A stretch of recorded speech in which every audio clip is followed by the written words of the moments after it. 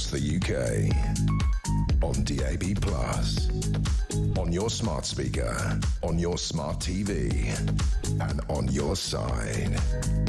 This is Talk.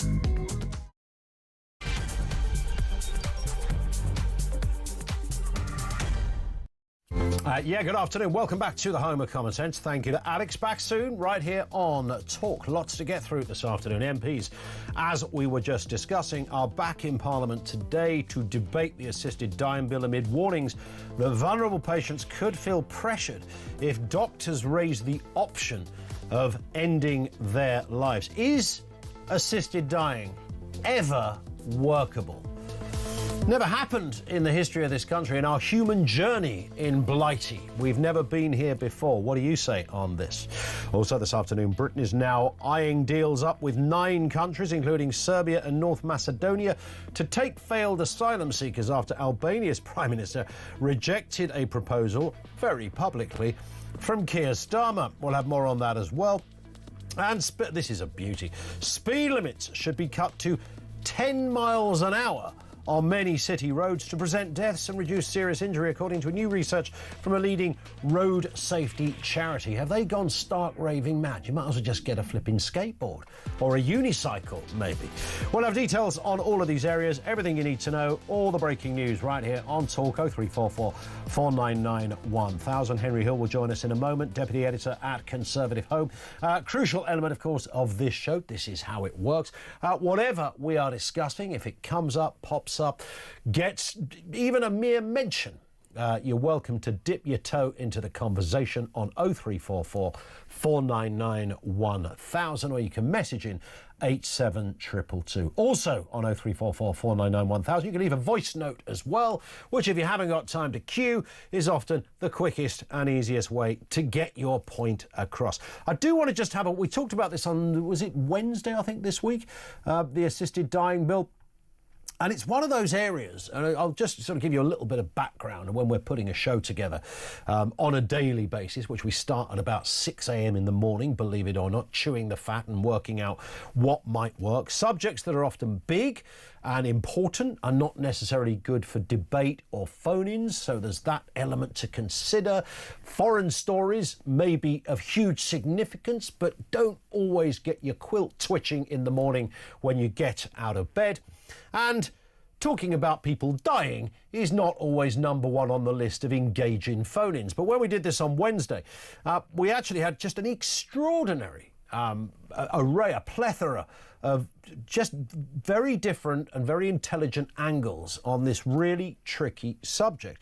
And actually, to me, the headline is really this. We are talking about something so fundamental and such a seismic change in our legal system that this deserves some airtime. Whatever way you look at this, I know it's a sunny day, or we could talk about death.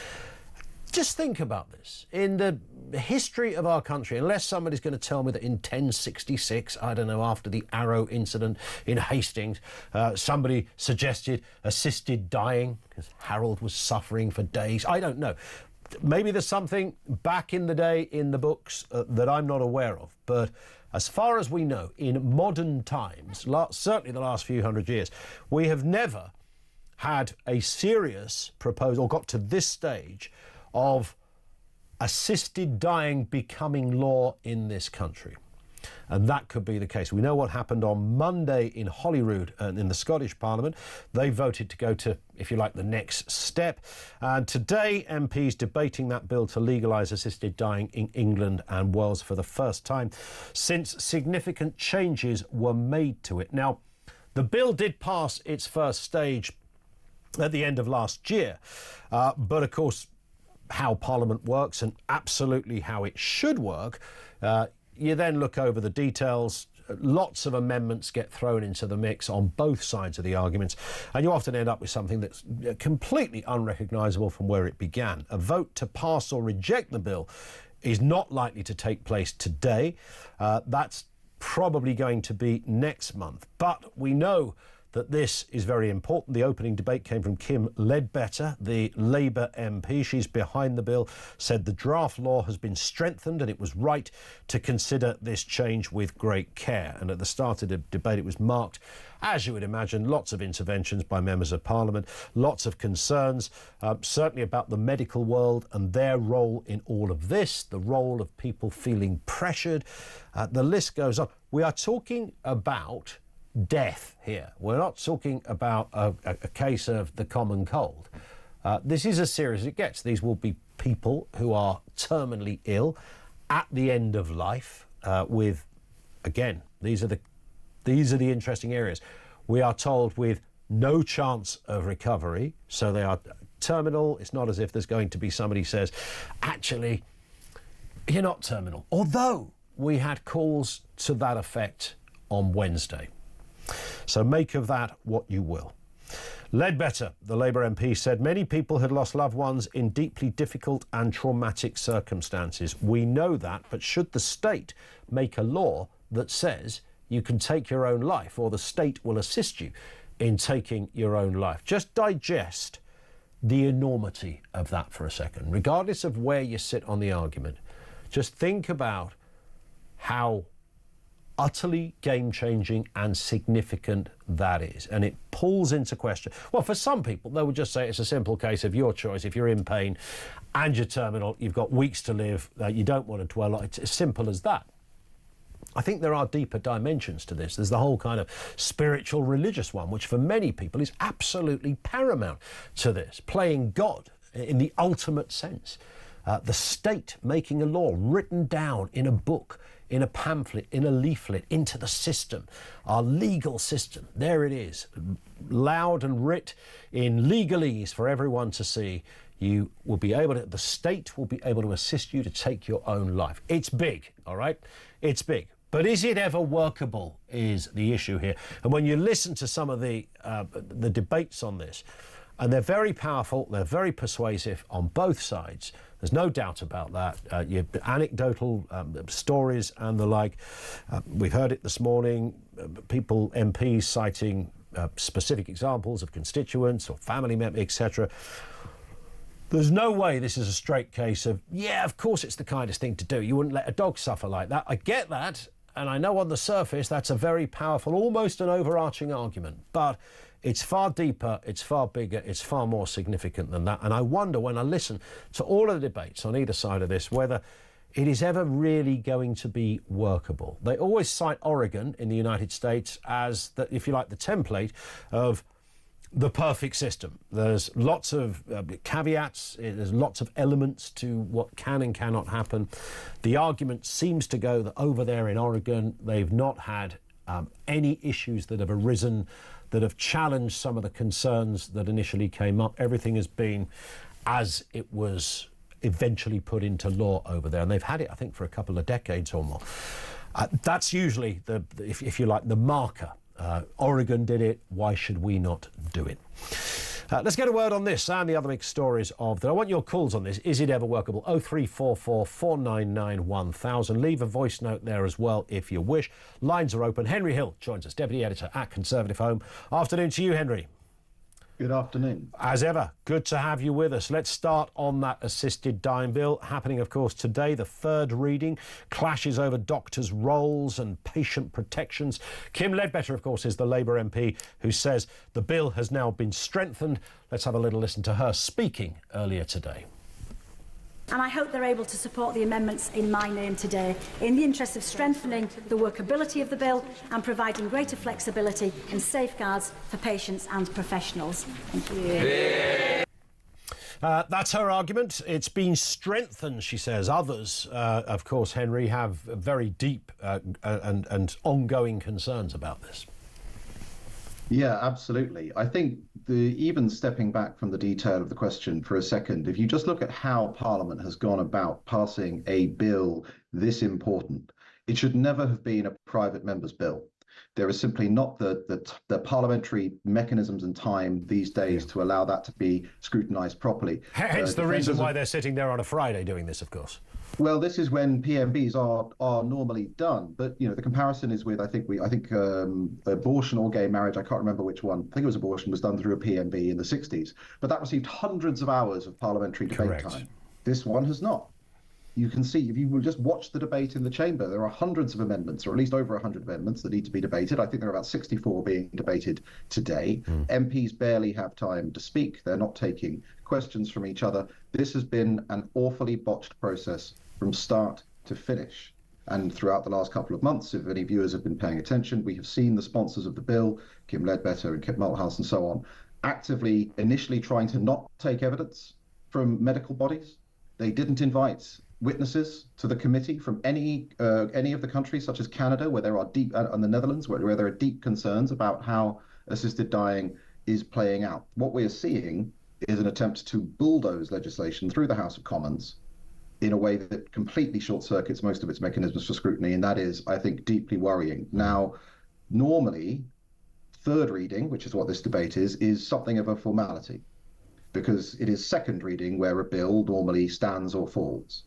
The difference here is that partly because of the amount of concern by MPs, Ledbetter and her allies insisted that actually the second reading was only a vote on the principle of assisted dying. That's not the case. The principle of assisted dying, and that they could vote against it later. Yeah. And now we've had all of these amendments and all of this controversy. And so there is a chance, I don't quite know what chance, but there is a chance that this becomes the first bill to be lost in third reading since, I think, 1973. Interesting. And you're quite right. I mean, the idea that this is a private member's bill, which often is referred to as sort of pet project bills and vanity projects sometimes, although some really good legislation over the years has come out from these. They are important and part of our democratic system.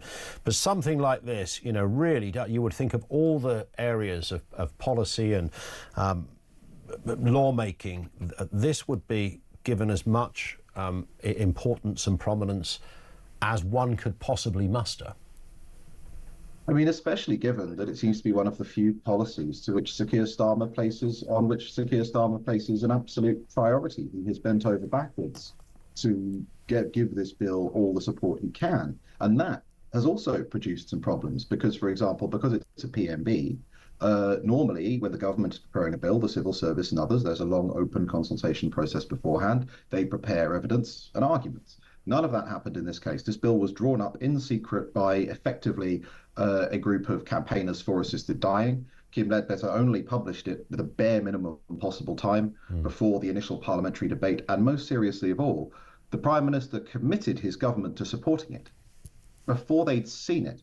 Yeah. Now, normally, cabinet responsibility is a bit of a fiction these days, but cabinet collective responsibility, which is where every Secretary of State has to stick to the government line, makes sense because in theory, that legislation has been debated openly in cabinet beforehand and Correct. They have agreed to it.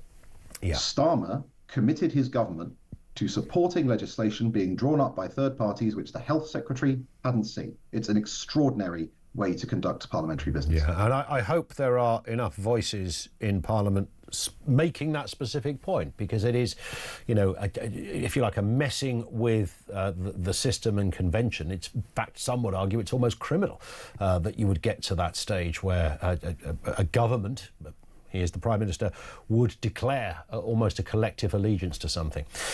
We will watch with interest and, of course, report throughout the afternoon if there is anything specific that comes from that changes certainly the flavour of debate, as it were. Let's move to this story, Henry. Britain plans to talk with 9 countries to deport failed asylum seekers via what they are calling return hubs. This was after Albania rejected hosting UK detainees. Here's what was said yesterday. Yes, we are in talks with a number of countries about return hubs, and I see them as a really important innovation, and that is consistent with the work that we've done in relation to UK Albania reduction in numbers. I have been very clear since day one when we started this process with Italy that this was a one-off with Italy. There it is. Well, they talked about it being humiliation, Henry. I don't really want to jump to the defence too much of Keir Starmer, but I've got a funny feeling that he probably knew that Albania weren't going to do this before he made that speech. Probably, in which case it is simply a somewhat strange place to announce that speech. Although I think he was asked a question, wasn't he? Yeah, it's unfortunate. I do agree with you. I think that effectively what's happened now is effectively the pack has turned the way that journalists do. And so when, all of us now have our eyes out for the next gaffe. Fundamentally, this country has a quite effective specific returns deal on Albanian nationals. And you can see why the Prime Minister would want to highlight this. But if you look at the countries, you can see why it was asked, because the countries the government is allegedly talking to are many of Albania's near neighbours, including Serbia, which would be a fascinating development in British foreign policy if we ended up with a kind of cozy treaty relationship with Serbia, which is Russia's only ally in the region. But yeah, ultimately this is the problem with the government. Once the press decides that you're onto a loser, you are pushing water uphill for the rest of your time in office. Indeed, and of course, just to repeat what everybody is, pretty glaring contradiction in all of this, or hypocrisy, however you want to look at it. Keir Starmer was the man that rejected Rwanda, not just on the basis that he argued Rwanda was not a safe place, etc., although Serbia apparently is just fine. But he also argued against the principle of the third country thing, and that's where, of course, you have to go, hang on a second, half an hour ago, mate, you were arguing against this kind of thing. Yes, there are differences between what the government is looking at and the Rwanda scheme. Essentially, as I understand it, the thing that the government is looking at here is if you fail your asylum claim, then, or you will be sent to another country, and then we ideally deport you from there. But if not, we are going to be on the hook for you financially, but you are not in Britain, and that means that you can't, for example, abscond, as so many do, and work in the black economy. That Rwanda was a much more. Won't be here. You won't be here. Rwanda was a much more ambitious scheme, where effectively, when you arrived here, you would ideally be sent to Rwanda immediately and regardless. Then you would be processed in Rwanda, and then if your asylum claim was granted, it would be granted in Rwanda. So they are different schemes. Nonetheless, third countries are controversial, and there is Mr. Starmer arguing that he's got a whole pack of them lined up, ready to go, potentially. We will watch and see what happens in the next few months. Don't hold your breath. Henry, stay with us. Henry Hill is Deputy Editor at Conservative Home. We'll talk about the Foreign Secretary, David Lammy, and his what has been accused of an outpouring of xenophobia to a French cabbie, and the road safety charity that is calling for a 10-mile-an-hour speed limit on roads. These people are nuts. Our lines are open, and that question we started with at the very beginning, is assisted dying, is that bill ever workable? Our lines are open, 0344 499 1000. This is Talk.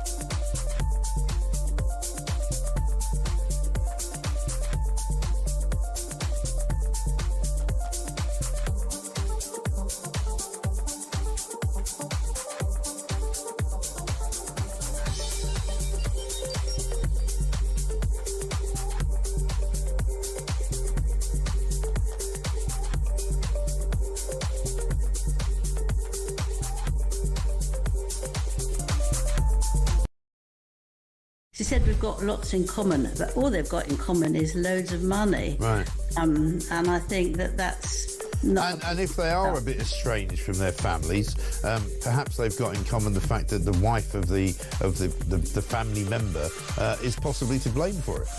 Well, if it is, their relationship won't last long, will it? Because they'll be fighting for who's getting the meal layer. You know, I think it's so ridiculous. Yeah.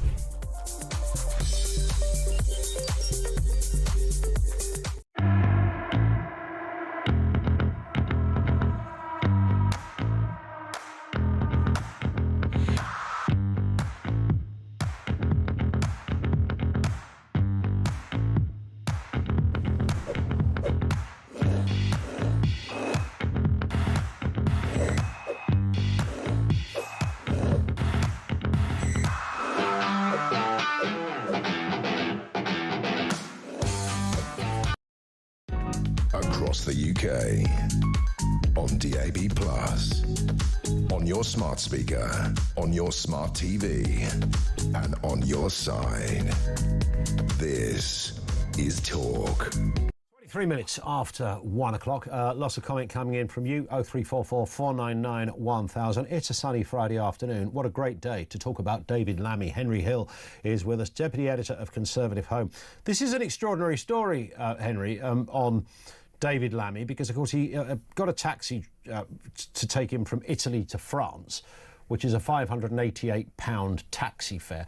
The bit that I couldn't work out from this, and I know it's not the relevant part of the story, is, you know, as Foreign Secretary, you normally drive around with armed protection wherever you go. I don't know what he was doing flagging an Uber in the middle of the night. No. Is Foreign Secretary the one that gets armed protection? I know Northern Ireland does. Northern Ireland does, yeah, definitely Foreign Secretary now. And because, of course, you are, and I didn't even realise the Chancellor does as well, but I think that makes sense because you could be an economic blackmail target, I suppose. But nonetheless, either way, he jumped in a cab. He was asked to park with £588. Apparently got the hump. There was a bit of a to and fro with the cab driver. Cab driver went to the police station, reported him. Foreign Secretary apparently shouted effing French at the taxi driver. The cab driver claimed, I was afraid. But what do we make of this? I don't want to defend Lammy, but it's... I could understand him saying effing French to his wife, but it's not an insult you would hurl at someone, is it? I mean, obviously... You might say, you effing French such and such. I'm just looking. I'm trying to go Columbo on this one. Well, I think you couldn't.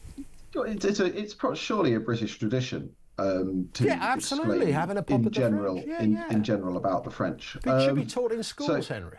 Channeling generations of his forebears in the role of Foreign Secretary. I think it is unprofessional and unfortunate because if you think about it, although the role of Foreign Secretary in the age when we have instantaneous global communication, the role of Foreign Secretary is somewhat diminished from what it used to be because government can do intergovernmental work much more directly. Yeah. But nonetheless, if we think of the Foreign Secretary at least as the apex of Britain's diplomatic apparatus, it should, I think, behove the Foreign Secretary to conduct themselves in a diplomatic manner. Yes. Now, if you're going to pay for a cab, a long-distance cab, that's going to be expensive.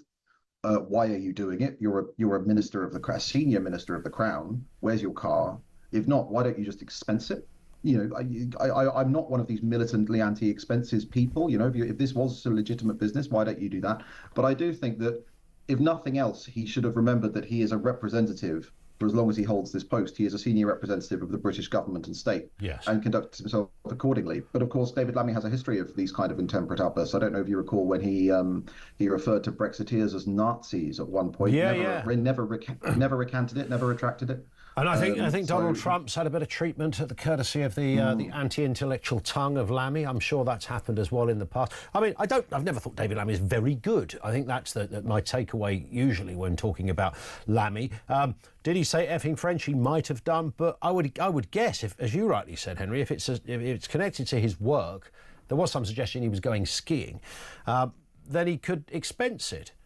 And also, if somebody asked me to take a guess as what a 6-hour trip from Italy to France might cost, I would probably have said, oh, you know, more than 500 quid. I mean, that wouldn't surely be any surprise to anyone.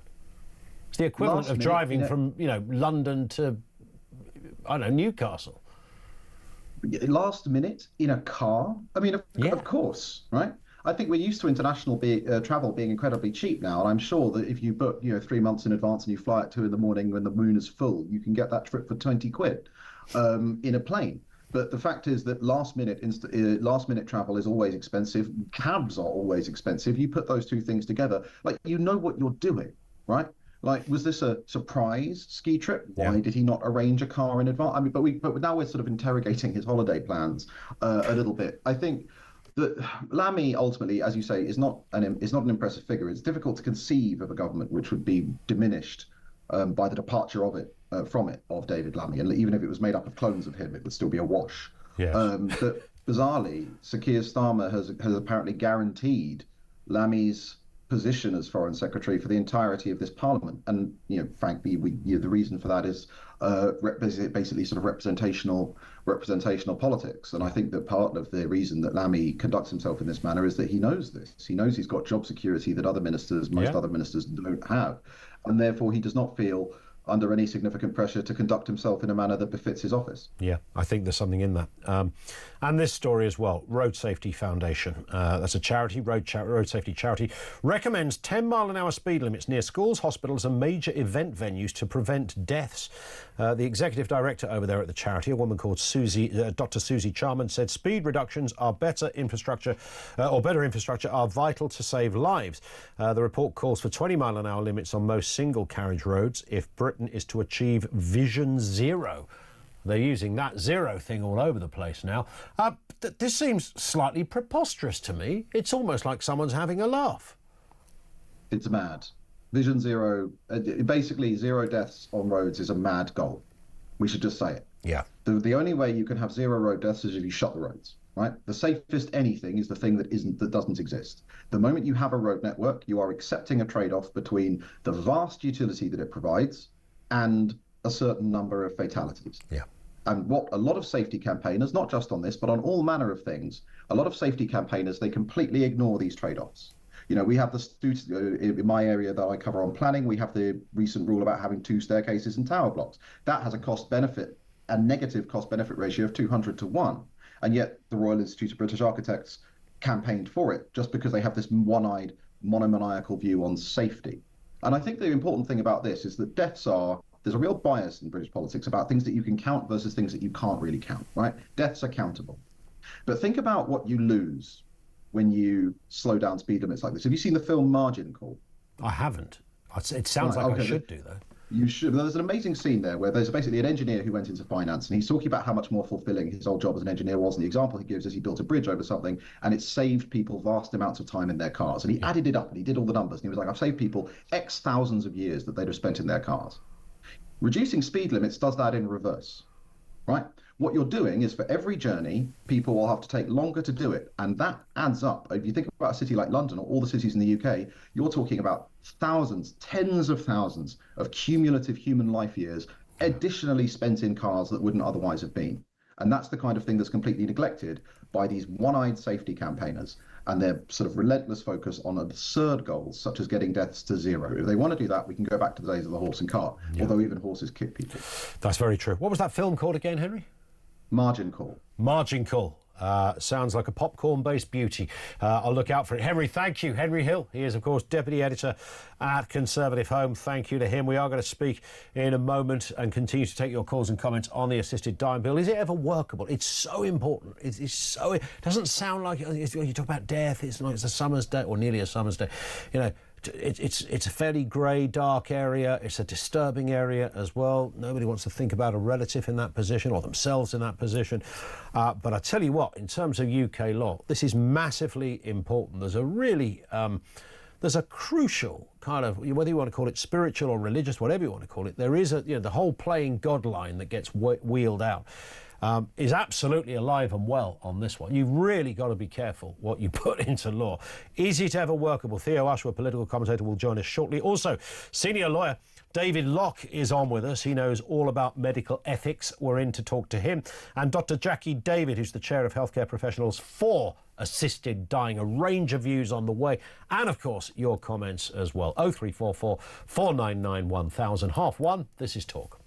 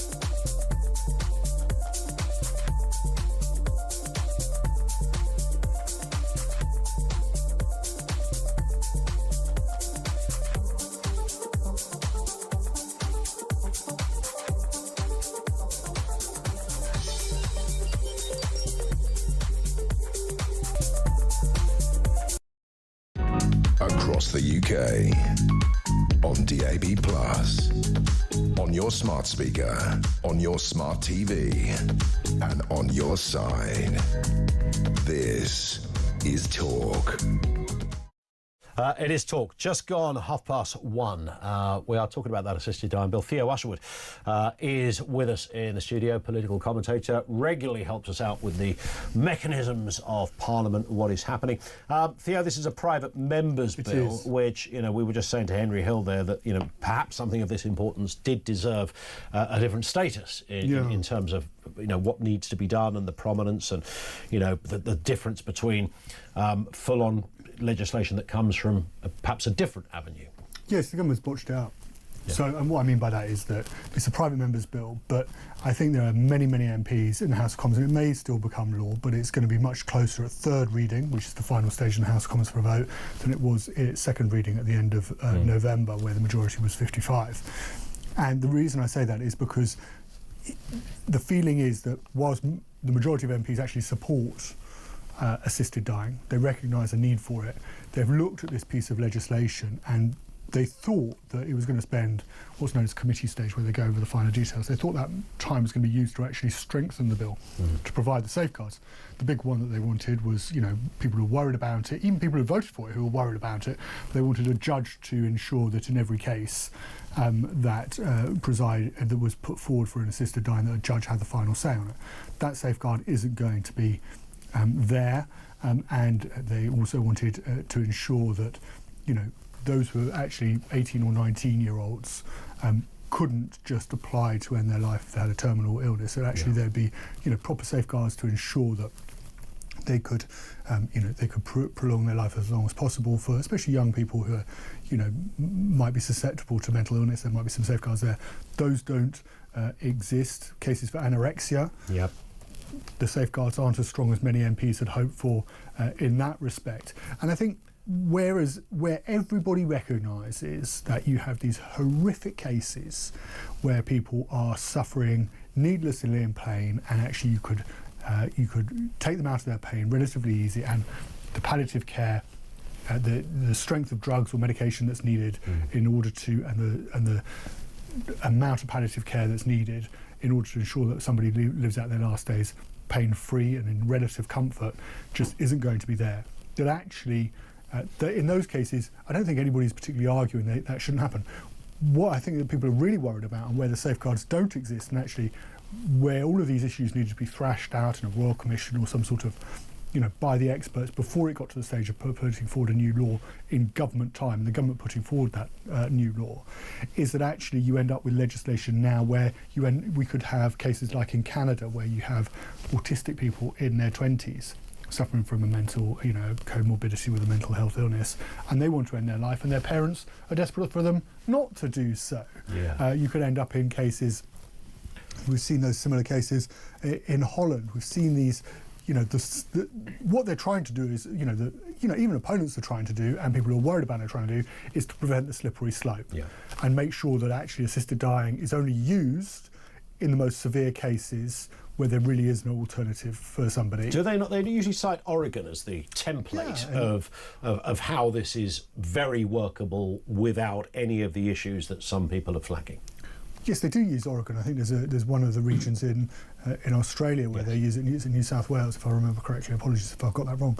But where they say there are none of these issues. But in every case, in every region, in Canada, in Oregon, where you've seen this law brought in, there is inevitably a slippery, the slippery slope to where we have cases of assisted dying where people really think that the medical professional should be able to step in and support an individual rather than just saying, well, here's a pill and an injection and you can make all of this go away. And that's what people are really worried about.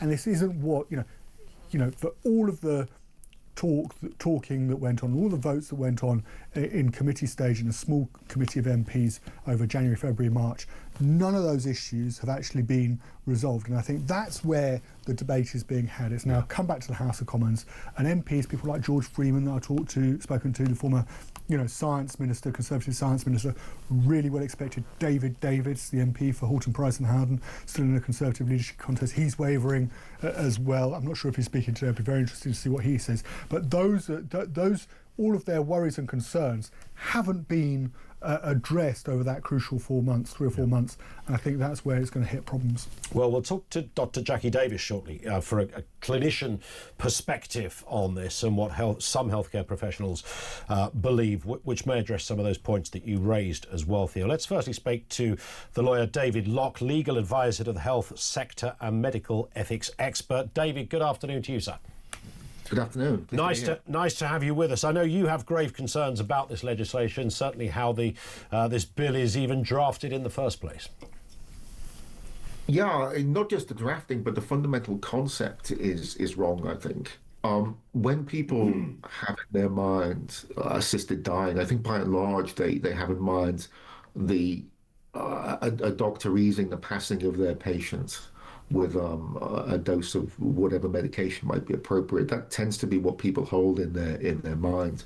That is not what this is, because frankly, Parliament is not sensible enough to have that debate, and we're skirting around the edges. Now, let me just very quickly illustrate for you how that is going to result in some ridiculous scenarios. You could have two patients, and they both have exactly the same terminal condition, the same amount of suffering. They both have the same resolute desire to end their lives, and they will go through this process, and they'll both be given their token or their permission to be assisted to die. The day before each of them is due to go through that process, one of them suddenly deteriorates and becomes more ill, and their suffering is greater, and that puts them in a position where they can't, for example, press the big red button that they would have to press to end their lives. They're incapable of doing that anymore. The other patient will be allowed to have an assisted death and the dignity that comes along with that. The patient who is now worse, whose suffering is now greater, will have to suffer on. Because what we're not prepared to do is have the real debate, which is whether doctors should be able to not just stand by and watch a patient end their life, but actually facilitate that in a humane and dignified way. So the practicalities, just to put it rather bluntly, I know this is a far more emotional and spiritual debate, but the practicalities, David, are where the fundamental flaw lies. Would that be more or less what you're saying here? That's absolutely correct. I mean, from beginning to end, I'm afraid the bill is very, very poorly drafted. Somebody who worked for me brought it to me. I would ask the HR team to go away and check their credentials because it's just not good. All the way up until you look at the doctors who are going to be involved in making the assessments of the patients and determining whether or not they should be allowed to go forward with this process. You might assume that the bill would require those doctors to be familiar with the particular conditions that their patients have. Well, that's not a requirement. There's no obligation, for example, for an assessing doctor to have a specialism in lung cancer if they're dealing with a lung cancer patient. It's all very, very random. And the reason for that is, I'm sure, because, and I think you have a lady coming on to speak to this from the clinician's perspective soon, there may simply not be enough people in the medical profession prepared to go along with this because of its flaws. Yeah, and there's certainly a lot of clinicians who work in palliative care already, as I'm sure you know, David, perhaps by definition of what they do currently, have huge reservations on this. I think there would be an opt-out. I think I'm right in saying that you wouldn't have to, you wouldn't be forced as a doctor to, you know, assist in any kind of way if this was something you felt morally uncomfortable with. That's exactly correct, which does beg the question as to what a patient would do in a circumstance where they're simply unable to find a doctor to support them. You're entirely correct, but fundamentally, this is just not starting in the right position. I mean, apparently, it's been a committee for 90 hours. I charge by the hour, so I get why you might want to stretch it out a bit, but they've done nothing to rectify the problem. The fundamental thing that's been done to this bill is to remove the safeguards of the judiciary, as Theo's just said. Well, if I can just make one more point from the clinician's perspective. Yeah. If you're going to be asked to tread a very fine line between what is legal and what is criminal, that has to be very clearly defined. At the moment, we've got a bill that suggests a doctor could put a cannula into a patient's arm, run a line from that cannula to a delivery device, load that delivery device with a fatal substance. By the way, the substance hasn't been defined, but load that device with a substance that will bring about death. Attach that to perhaps eye gaze technology or a push button, and then pass it to their patient. And we're pretending that there's a line between doing all of that and the patient pushing the button. Yeah. This is a very, very, very artificial distinction. Listen, David, we will speak again on this, I'm sure, because this is by no means over. But David Locke, in the meantime, thank you, sir, legal advisor to the health sector. He's a senior lawyer in this area, medical ethics expert. Theo Ashwood still with us. You wanted to come back in there, There was just one point just to add to what David was saying, and nothing, I don't disagree with anything he said, by the way, but there was just one point, and this has been debated in the House of Commons, so just worth mentioning, is that idea of a doctor being able to refuse is, on a matter of conscience, is fine. But what's worrying about this piece of legislation, according to MPs in the House of Commons, is that when that refusal is given, it doesn't have to be recorded. So you might have a doctor who says, I don't want to do this on matters of conscience, I don't believe in this. But you might also have a doctor who says, I don't want to do this because this person isn't suitable for to make an application for assisted dying, and there's no requirement within this legislation for those reasons to be written down and then passed on to the next doctor. And so an individual could bounce from doctor to doctor to doctor until they got the right answer, with no log of the fact that they'd been turned down because they don't actually they don't actually meet the criteria to be able to end their own life. And that's one of the... This gets quite technical, and this goes back to the point of why actually it would be much better if the government had actually put forward legislation, having done a huge amount of research, got the Ministry of Justice on board so that actually a judge could oversee it, put in place the resources for the NHS so that they were on board, Chris Butty was on board, and then bring it forward on that basis. Well, let's put some of this to Dr. Jackie Davis, Chair of the Healthcare Professionals for Assisted Dying. Jackie, good afternoon to you. Good afternoon. I'm sure everything you've just heard, both from Theo and from the lawyer David Locke, I'm sure you are familiar with all of these arguments. Was anything you heard there that in any way changes your position or areas you'd like to address first? Yes, there are a number of things, and it doesn't change my position. I think a number of things I'd like to address there, really. Thank you.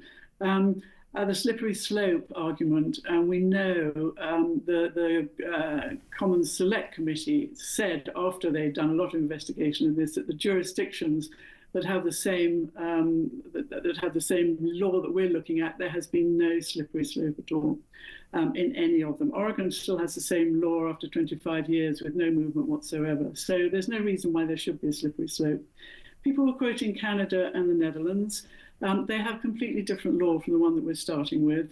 And because of the way that the Supreme Court works in Canada, they could tell Parliament what to do. And so things have changed there.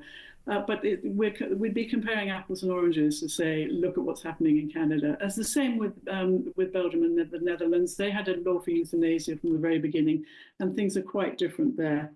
The practicalities, I think it's really worth remembering that 300 million people around the world now have access to assisted dying in many jurisdictions. So we know that it can work.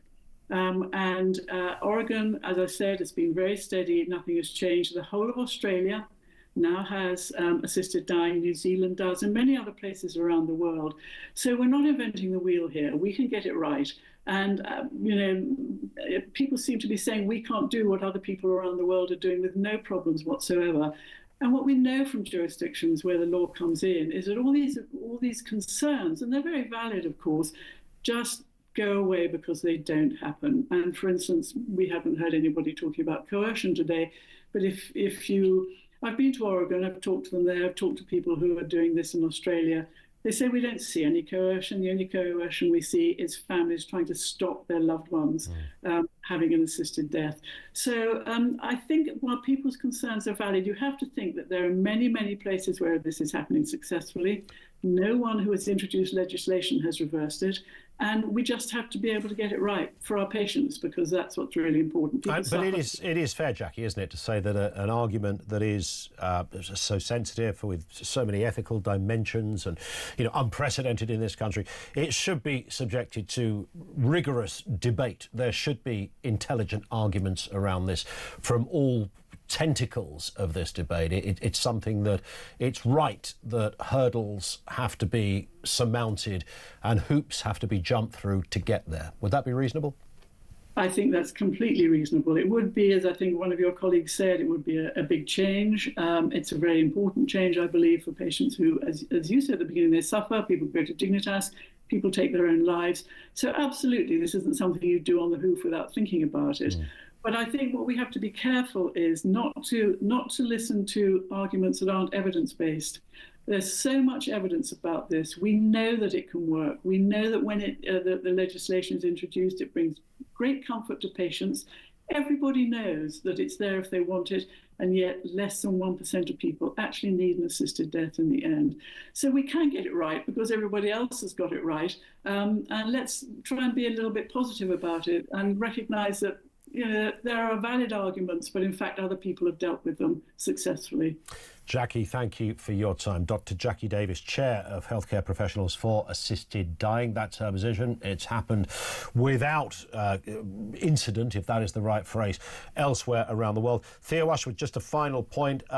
Probably no vote on this today, is that right? Well, there'll be some votes on the amendments, and they will take place, I would have thought, in the next hour or so. But they're just on the amendments, and you would expect... we may get some indication of it about which way the wind is blowing, depending if we see actually those votes become closer than the 55 majority from last time. But you're right to say the crucial vote, third reading, that's whether this legislation ultimately passes or falls, will either take place on June the 13th or June the 20th. Yeah, and of course, putting something into law is like turning an oil tanker around House of Lords, goodness knows what else, before you even get to the point where somebody can go to a hospital and say, I want to end my life. So you're looking at possibly 2, 3, even longer, 4 years after it receives royal assent. So, yeah, maybe it won't even come into place by the time of the next election. Theo, thank you. Theo Ashwood, political commentator with us on the programme. Over to you on this one, 0344 499 1000.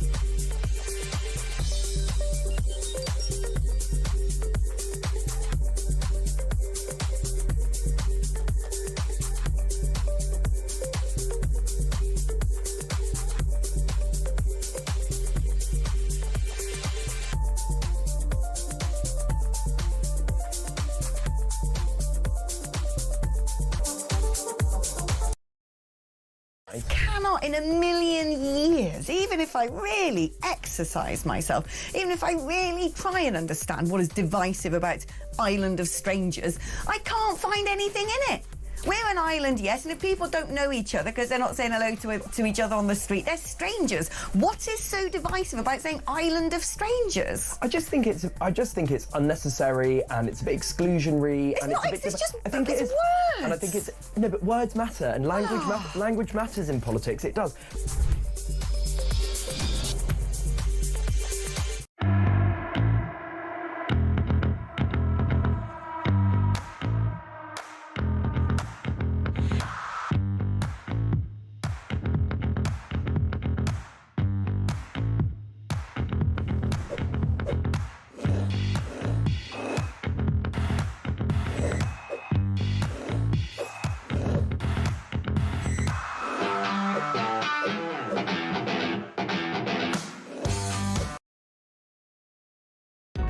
Across the UK, on DAB+, on your smart speaker, on your smart TV, and on your side.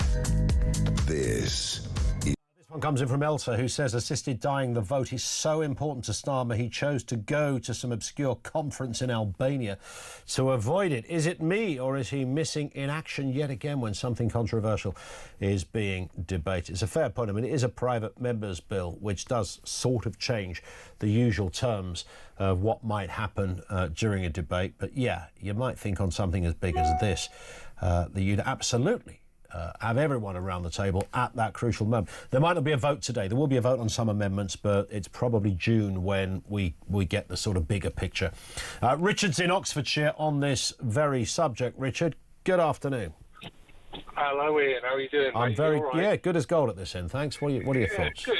It was just I heard you speaking about the euthanasia subject, and I had the fortune of about 20 years ago living in Holland, and a family member by marriage actually chose to take the euthanasia route.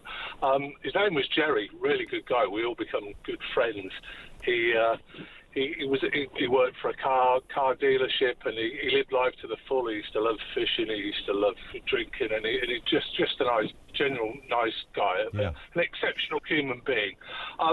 He got throat cancer, which was quite an aggressive throat cancer, which affected his tongue. He had one surgery, did the chemotherapy, got over it. And again, he had the second surgery, he'd come back and he got over it again. And he said that if it come back again, because he was having problems, he said that he felt like after all the surgeries that he was balancing his head on the top of his shoulders because there was that much muscle that had been removed from his neck.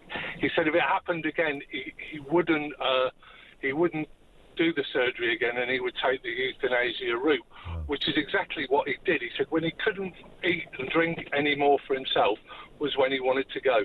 And the day that he went, he put his suit on, the doctor come round to the house with his wife, and he phoned us all up, funnily enough, which was a very surreal conversation, saying goodbye to a man that you're never going to speak to again. God. And they went up to the bedroom, the doctor gave him the injection, or the 2 injections, however it worked, and he was gone. But he was completely sane, completely of his own mind, and it was his own choice. And I was quite dead set against the thought at first, but after seeing the way that he went with dignity and it was his own way, I would do that if it was. So in Holland, you don't have to go somewhere. Someone can come to you. How old was your friend, Richard? Jerry was probably about 63, 64. Which is no age, really. I mean, I know that's a bit of a cliche, but it is no age. And literally a week before he went, we all got together, and he gave us all the gifts that he said I can't take them with me, so you might as well have them. Wow. And it was such a nice thing. And the day he went, it was a very sad day, but it was exactly what he wanted to do. Well, that's and that almost.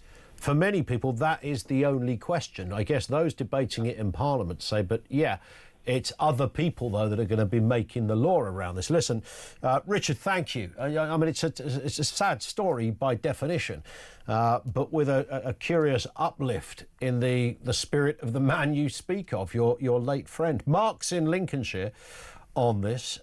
What do you make of it, Mark? I understand you're not very pro this, but the story you just heard there from Richard is a fairly compelling argument that people should have their own choice. Yeah, okay. Yeah, it's a nice story, don't get me wrong, Ian.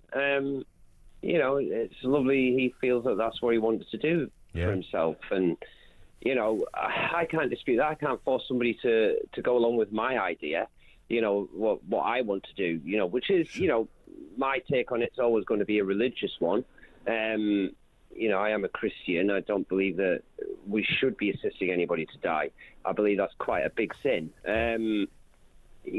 But equally, as a Christian, I can't force anybody to believe the same as I believe. Yeah. So therefore, I can't force them to have to, deal with my stuff, if that makes sense. But I suppose what is different about this, and it's sort of nuanced, is that, individuals, when you ask the question, should an individual have the right choice, their own choice, then there's a compelling argument to say, well, yeah, of course.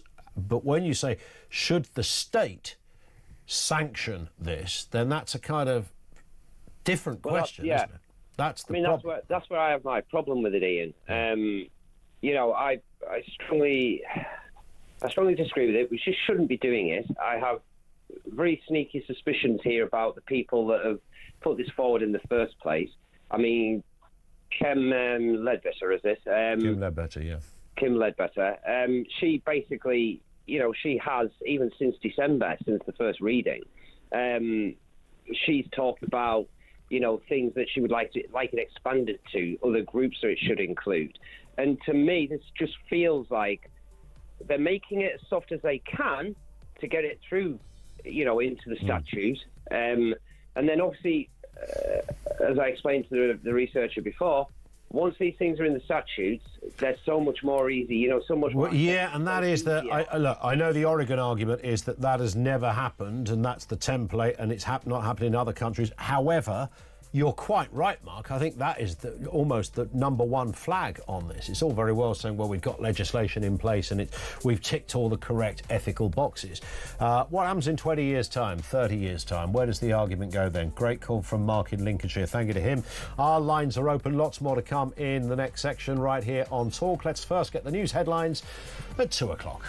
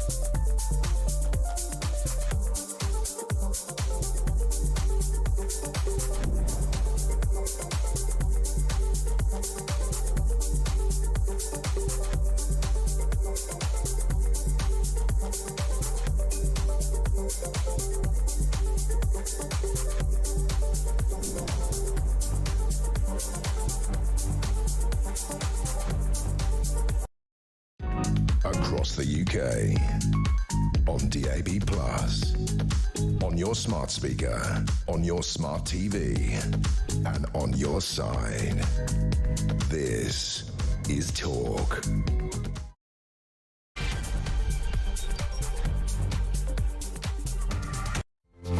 It is Talk 0344 499 1000. We've got a lot to get through in this section. It is a Friday, much to talk about, loads of calls and comments coming in. We are naturally focusing a bit on the MPs back in Parliament debating the assisted dying bill. I know it's a fairly grim subject, but man, is this absolutely crucial that they get this bang on. Amid warnings, of course, a lot of warnings around this. Vulnerable patients could feel pressured if doctors raise the option of ending their lives. I mean, how does that leave an individual that doesn't have any family around them? These are genuine, very real questions, which begs a bigger question. Is this legislation ever going to be workable? Also this afternoon, Britain is now eyeing up deals with up to 9 countries, including Serbia and North Macedonia, to take failed asylum seekers after Albania's Prime Minister rejected a proposal initiated by Keir Starmer. More on that. And children will be taught grit in school under new Labour's plans aimed at improving mental health and attendance as ministers seek to tackle the worklessness crisis. I should say that's a new Labour plan, as distinct from New Labour, as in Tony Blair. I'm sure they would perish at the thought of that. My bad. 0344 499 1000. Couple of words on the other subjects we're talking about here this afternoon. Carbon footprints and goodness knows what goes on. 10-mile-an-hour speed limits, which was one of the suggestions. Anthony says these speed restrictions cause more pollution. Cars are not designed to be low emission at 10 and 20 miles an hour. So much for Ed Zero, says Tony. Fair point. Gary says the carbon footprint of a car journey is 5 times greater than that of a train journey, 10 times in the case of Lammy and his wife's taxi trip, given that the cab probably had to do one leg of a journey like that empty, just so that another, of course it would have to pick them up, I guess, just so, or to go back home. Just another example of do as we say, not as we do. From the net zero hypocrites in our government on the subject of road safety, what these campaigners who want the speed limit reduced to 10 miles an hour don't realise is that the slower a driver is forced to drive, the more their concentration wanders. That's why we see so many minor accidents in slow-moving traffic where a driver bumps into another one from behind. Drop it to 10 miles an hour around schools, and there's a good chance that a driver may drive into or over a kid before they've even realised they are there. I mean, the 10 mile an hour thing it's sort of insanity. Have you ever tried driving at 10 miles an hour? For goodness, I mean, 20 miles an hour is quite tricky, by the way. And I think we all kind of understand that, you know, around a school and stuff, you've got to be careful. Driving a car, the wider point, as was said earlier by Henry Hill, I mean, there is a payoff. You want to make everything absolutely serious. You just have to sort of foolproof and completely safe against it. You just ban cars, wouldn't you? And that's the only way you could go. Guarantee there'd be no car accidents. And I'm always suspicious of the data around this. And in Wales, where they seem to have a PhD in crunching some fairly iffy data, they always go, yeah, you know, this road is literally, since we had the legislation in, there's been no accidents there, none whatsoever. And then you dig deep and you go, but there were no accidents there before. Probably not your best moment of proving your argument. You can keep doing this. You know, driving a car is a thing, and it's social mobility. It's the greatest example, if you like, since man was able to afford a car and drive around in that car. So we talk about social mobility. Nothing in the human journey in the Western world, I think, it has been a greater boost for social mobility than the humble motor car in terms of freeing up to go elsewhere, work elsewhere, visit family elsewhere, to deliver so that the cogwheels of commerce can turn around. I mean, the list goes on. And here we are in the 21st century. Who'd have thought, almost apologising for the car. If it's not about the speeds, it's what comes out the flipping exhaust pipe. And now we've got that bit sorted, it's now about the speed. I mean, this is just sort of a weird insanity. that we're dealing with. But your comments on that, and if you are pro a 10 mile an hour limit, I'd love to hear. I mean, I genuinely would like to hear from you. Is there such a person out there who go, yeah, I love the idea of the 10 mile an hour? I mean, if you were in a pub, people would point to you and go, that's him over there. Who? What? Yeah, well, the bloke that wants a 10 mile an hour. You'd be a flipping curiosity, right? Let's get a word on the big stories of the day. Oscar Redrop, former number 10 advisor, is back with us. Oscar, good afternoon to you.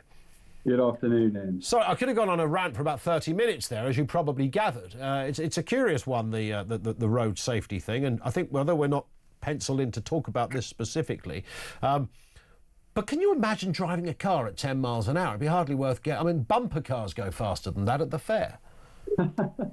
They do indeed, and if anything, actually, and I think a lot of drivers would agree with this, it's actually quite dangerous having to drive that slowly. So I think it'd be entirely counterproductive. And it's just, I mean, we think about, if we widen it out a little bit, Labour government, and actually, you know what, the Tories had their fair share of these kind of problems, but just that state encroachment on our lives is unbearable. And 99.9% of people have common sense. You're right about the 20 limit, I think, around schools, of course. We're all reasonable people. We all understand those sensitivities. But my God, I mean, it sounds trivial, but in terms of the impact it would make on day-to-day lives of people, and just that feeling of, will this government leave me alone and let me get on with my life as an adult? I mean, that's the sort of overarching point, isn't it? Goodness me, you know. And as I mentioned a second ago, you'd never have thought that at this point in the human journey, here we would be sort of debating to, you know, almost find ways of abolishing the thing that has freed up people for many, many decades now. Not to toot your own horn or toot your horn for you, Ian. That's something too odd. But I've never. You've sold the car. And we talk down motorists and we talk down cars so often. But you've sold the vision of actually what they do for humans. I think better than most. You're right. I mean, particularly with our trains and our public transport system being the absolute state they're in. In terms of social mobility, kind of sole traders, wanting to get around, enterprising people who want to here, there and everywhere, it's completely integral. And they're not often sold that way, cars. So they could probably do with a bit of probably the PR campaign for the humble motor, I think. Indeed, yeah. Maybe I should put myself forward for an after dinner at the Audi Christmas bash. You know, there's probably a few quid in that. You'll get a cut from it as well, Oscar. Listen, let's go to more serious matters. Of course, what's happening in Parliament today. You don't often see debate on a Friday, but when it's a private member's bill, you do. And that is what is happening right now, led by Kim Ledbetter, the Labour MP, essentially the right to take your own life, should circumstances arise. The assisted dying bill on its third reading, probably not going to be voted on today. The amendments might be, but the overarching bill won't. But it's the third time. Began in November, and it's very much, I mean, it's kind of like a Brexit vote, this, isn't it? It's sort of, you know, 50-50, 48-52. I mean, it's really sort of knife-edge territory. It is knife-edge territory. I think, as we know with those Brexit votes back in the day, the momentum shifts on consequential policy like this are really interesting to look at. And at this point in time, it does feel, and I know Kim is trying to talk this down, but there does feel like a momentum shift. There are MPs who voted in favour of the bill last time and are now showing real concerns around it and saying, actually, in fact, they might not this time around. And I think that's largely down to, you have to remember here, this is, I mean, not to explain the obvious, but this is so, I can't think of policy quite so momentous as this in some ways. And so for the bill to change quite substantively and drastically in certain areas, and particularly the removal of the High Court judge on the panel itself, I think has made people really, really concerned. And there are some really detailed, well-crafted amendments. And the arguments, I think, we're pretty well versed on, but just purely from a political geeky almost perspective, you are starting to see a bit of a momentum shift. I think in reality, ultimately, it probably does still have the numbers, but there are some real heavyweight personalities behind the scenes on this. You know, Wes Streeting has spoken about previously the pressures it would have on his NHS, and an NHS that a lot of people might have missed this, but just yesterday, Waiting times have gone up again after 7 months. So he's thinking it probably from that perspective. Yeah. Starmer, who was quite front foot on it in his previous incarnations, and is now, becoming a lot more reserved. And then it's odd to say when you only have 5 MPs, but there's almost a Reform Party split on it, in terms of Lee changing his mind, and their MP in Runcorn saying that she's going to vote in favour of the bill. So it's politically fascinating. But the pressure on this piece of legislation for something that is so consequential, I think, in fairness to politicians, and we give them a really hard time, rightly so, 99% of the time, is not lost on them. Yeah. And that is why this is going to be, you see the Parliament today, it is absolutely rammed. I think there was an initial list of 500 amendments. I think we're down to 100. I mean, good luck with getting through all of those. So they're taking it seriously, our MPs, as they should. Indeed. Well, a final Commons vote is expected in June. Let's move to Keir Starmer. I don't really need to remind you of this, Oscar, but of course, this was the man, I'm thinking about Rwanda here, who very emphatically argued that Rwanda was a terrible, terrible idea when it came to immigration. You shouldn't be doing this kind of stuff. He didn't like Rwanda because he felt it was unsafe, human rights abuses, he cited that, but also the idea that you would, have the audacity to utilise another country to deal with your asylum problems. It was outrageous to Keir and his colleagues. So they are not going to be dealing with another country. They're going to be dealing with another 9 countries to do it's a slightly different reasoning behind it, but the principle of bringing in others. Starmer is in talks with 9 places to host return hubs, which all sounds rather nice, which could be in all sorts of far-flung places, but not Albania, as we now know. What do you make of this, Oscar? Well, let's take just zooming out slightly. So one, Keir Starmer has no principles on this issue. And people who are detached from politics, who just care about results, might think, well, I don't really care. Like if he was very pro-immigration and anti-Rwanda 1 minute, and now he is pro firming up our borders and deportation or whatever it may be, or building these links with nations to take control of borders, then fine, I don't care. But what can't be forgotten here, and this is why people should care about a politician who has zero integrity and compass in terms of what they believe, is that if you don't believe in it, then ultimately you will not get it done, because there have been politicians who believe in this stuff and have failed.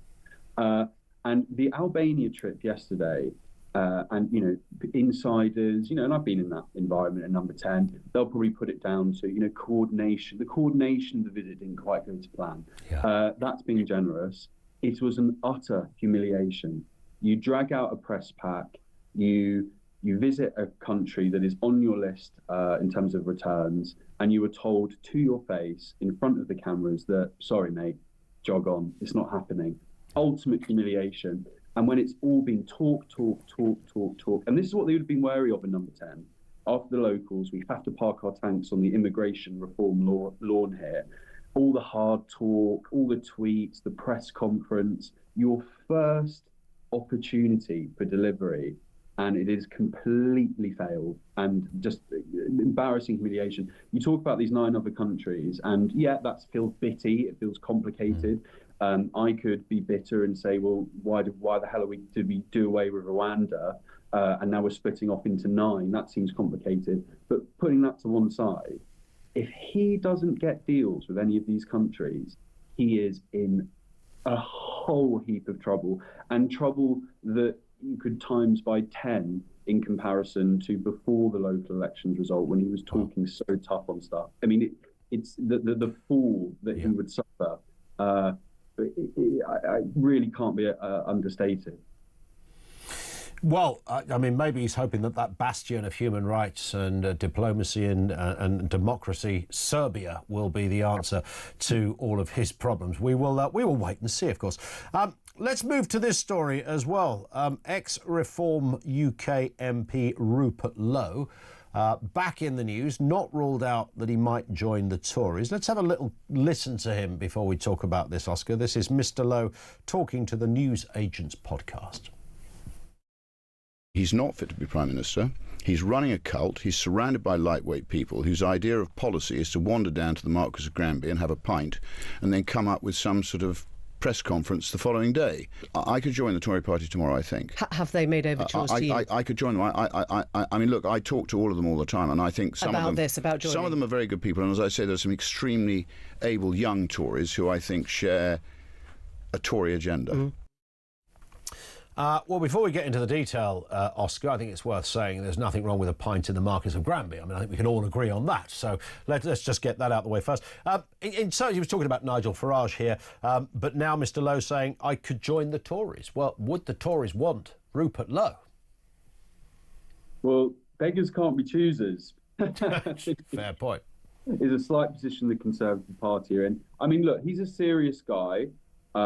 He has been vindicated in many ways in terms of that police investigation. It did feel like a political hit job. There is an element of the right of politics in this country that see Rupert Lowe as I said, a serious guy, particularly on immigration. And look, he clearly doesn't want to depart the political stage, made a lot of money. He is of a certain age. He doesn't need to do this, but he clearly feels like he's on a mission. And there aren't a lot of people in contemporary politics who are on a mission, and they should be respected and taken seriously. I think in some ways, from a Conservative perspective, it would be a bit of a no-brainer. He may want to turn his nose up at the Tories, and in some ways that would be a bit of not an embarrassing climb down for him, but an awkward one. But the harsh reality, I think, is that he will either be a one-man band campaigner, fine, or it's kind of the wilderness for him. If not, he could start a new party. I'm sure in his echo chamber, and I don't mean that in a particularly insulting way, but amongst his supporters, he'll be pushed to do something like that. But it will mean the wilderness for him. It's interesting. He talked about the young Conservatives that he's spoken to, and that actually, it goes on to say that. In the Tory party, infrastructure doesn't suit them very well, as if he feels like maybe he could tempt them away. That feels incredibly unrealistic to me.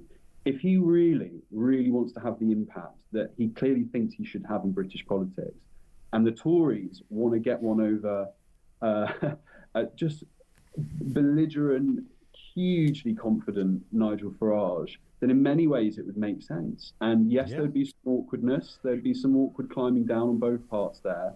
But, at some point, the Tories have got to, I don't mean this, but they've got to do something.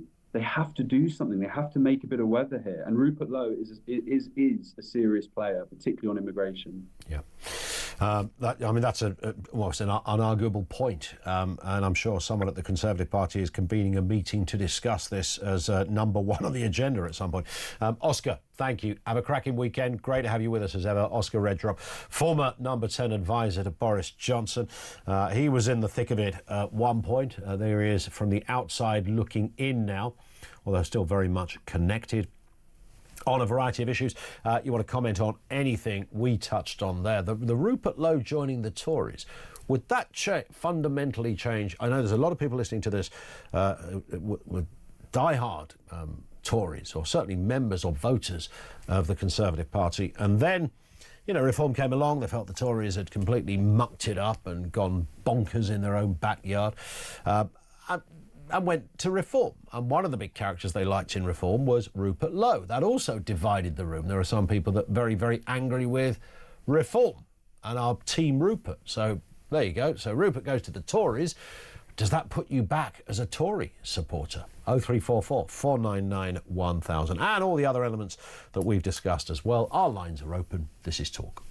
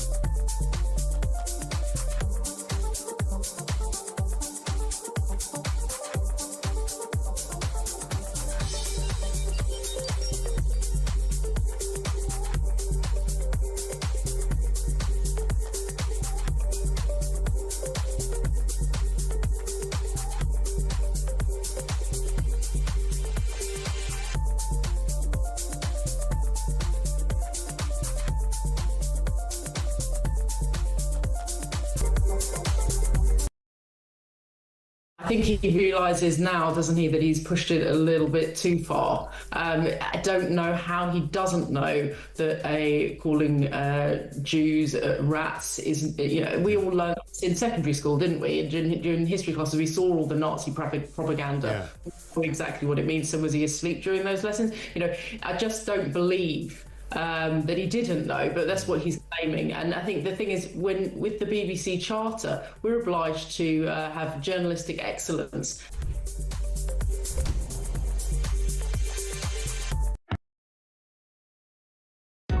Across the UK, on DAB+, on your smart speaker, on your smart TV, and on your side.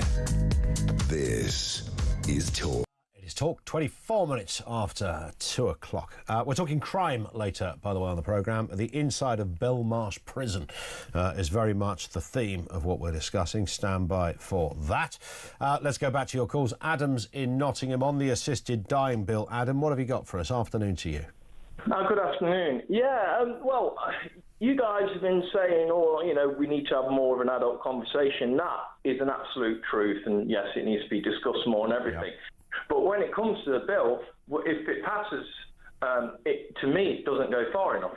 I saw my mother suffer with cancer and die when I was 8 years old, and ever since then, I've been scared to death of suffering when I die. And now my dad, who was a Conservative councillor for 25 years, has suffered a horrible Alzheimer's, very cruel disease. When he was diagnosed, he asked my sister to take him to the nearest bridge and drop him off. Wow.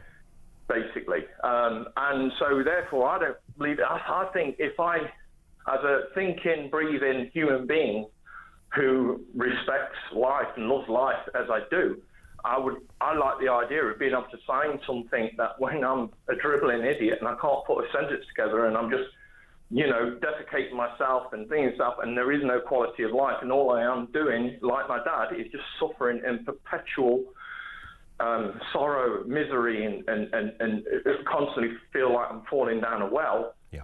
I would like to, my children or anyone I love to say, yes, he wanted to do this if he ever had this illness. This 6-month thing, it stops people suffering who might be dying in 6 months, but it doesn't stop everyone who is desperately suffering. And who would want to. I know my dad, and without, of course, my dad would want to go.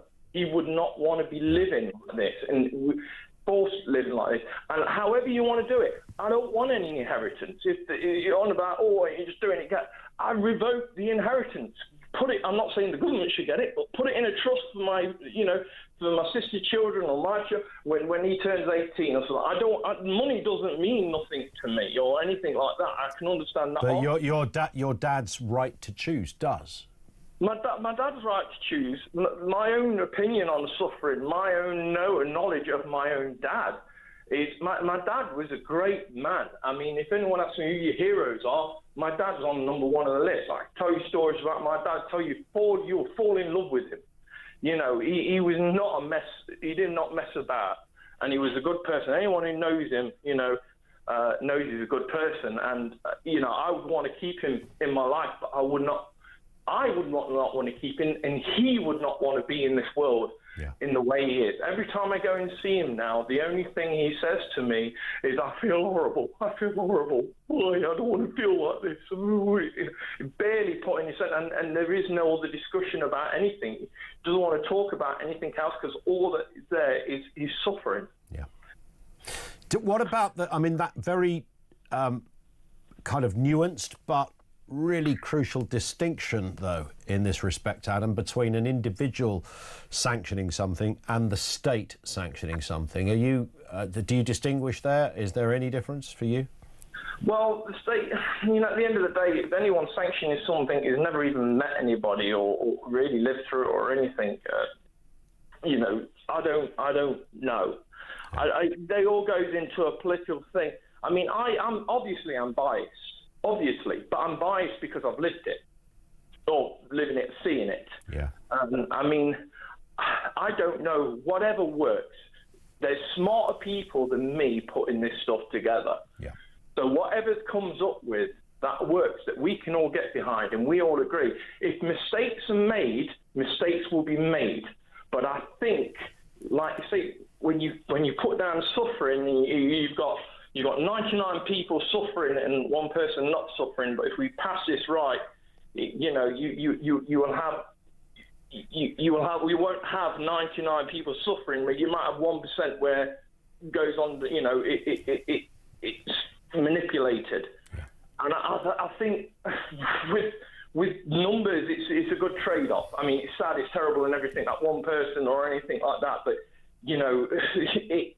it's those, hospital figures. He's cured 99 and one, we made a mistake on that one. Yeah. But hey-ho, we're going to carry on. We're not going to, shut down the hospitals because you're getting it wrong like that. It's just the fact of life, and the thing is, we're in a position where most people don't have to suffer so much anymore. Indeed. I hear you. It's a very passionate argument, Adam, and I don't think there's anyone on the planet has the right to even challenge your position or your father's position, as he'd previously told you. Thank you for sharing that. And that really does highlight the difficulty. How do you tell someone like Adam, no, you got that, you're not entitled to that, you should not have that right?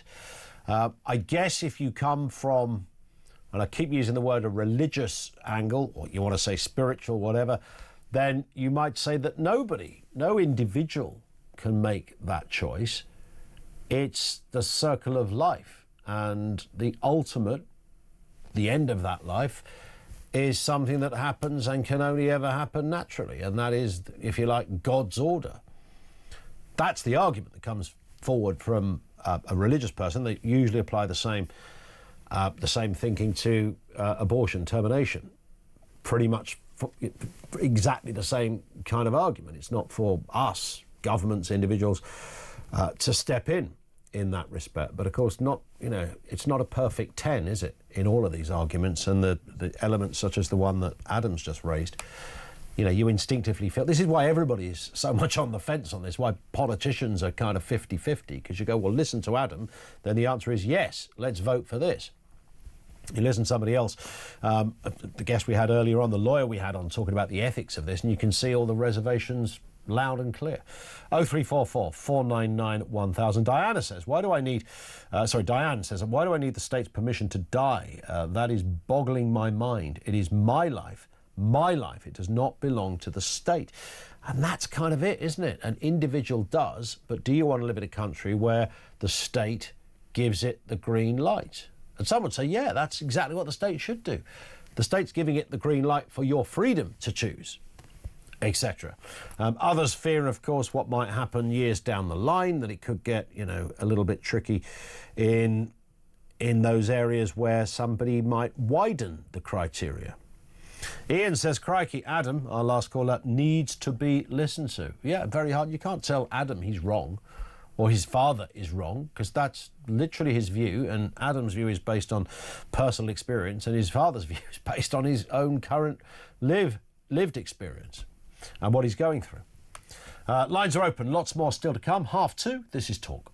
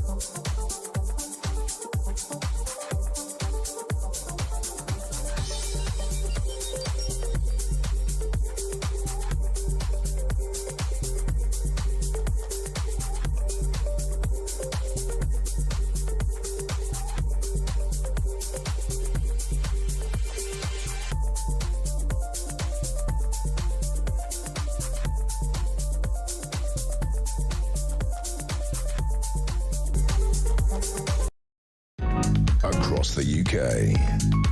On DAB+, on your smart speaker, on your smart TV, and on your side. This is Talk. This one from Benedict Ratchford, who says, reference Rupert Lowe, listening to Rupert Lowe is becoming draining. He sounds extremely bitter, and I think too much went to his head when he was in reform. He dominated a lot of social media. He got the praise of Elon. He was on a lot of TV shows. He is someone who quite clearly doesn't like sharing the limelight, and neither does Nigel. It's never going to work. He says to Mateless he speaks to a lot of Conservatives. I wonder if all this carry on and Nigel slagging is purposeful. I believe he is betraying a lot of his own positions and opinions if he joins them. Yeah, I mean, it certainly provides a lot of fodder to have a chat about, right? 0344 499 1000. Now, what about this? Children are going to be taught resilience and grit.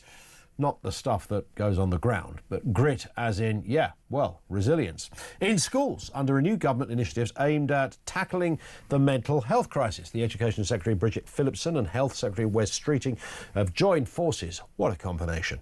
To launch the programme, emphasising the need to prepare kids for the ups and downs in the classroom, for life's ups and downs, preparing them in the classroom.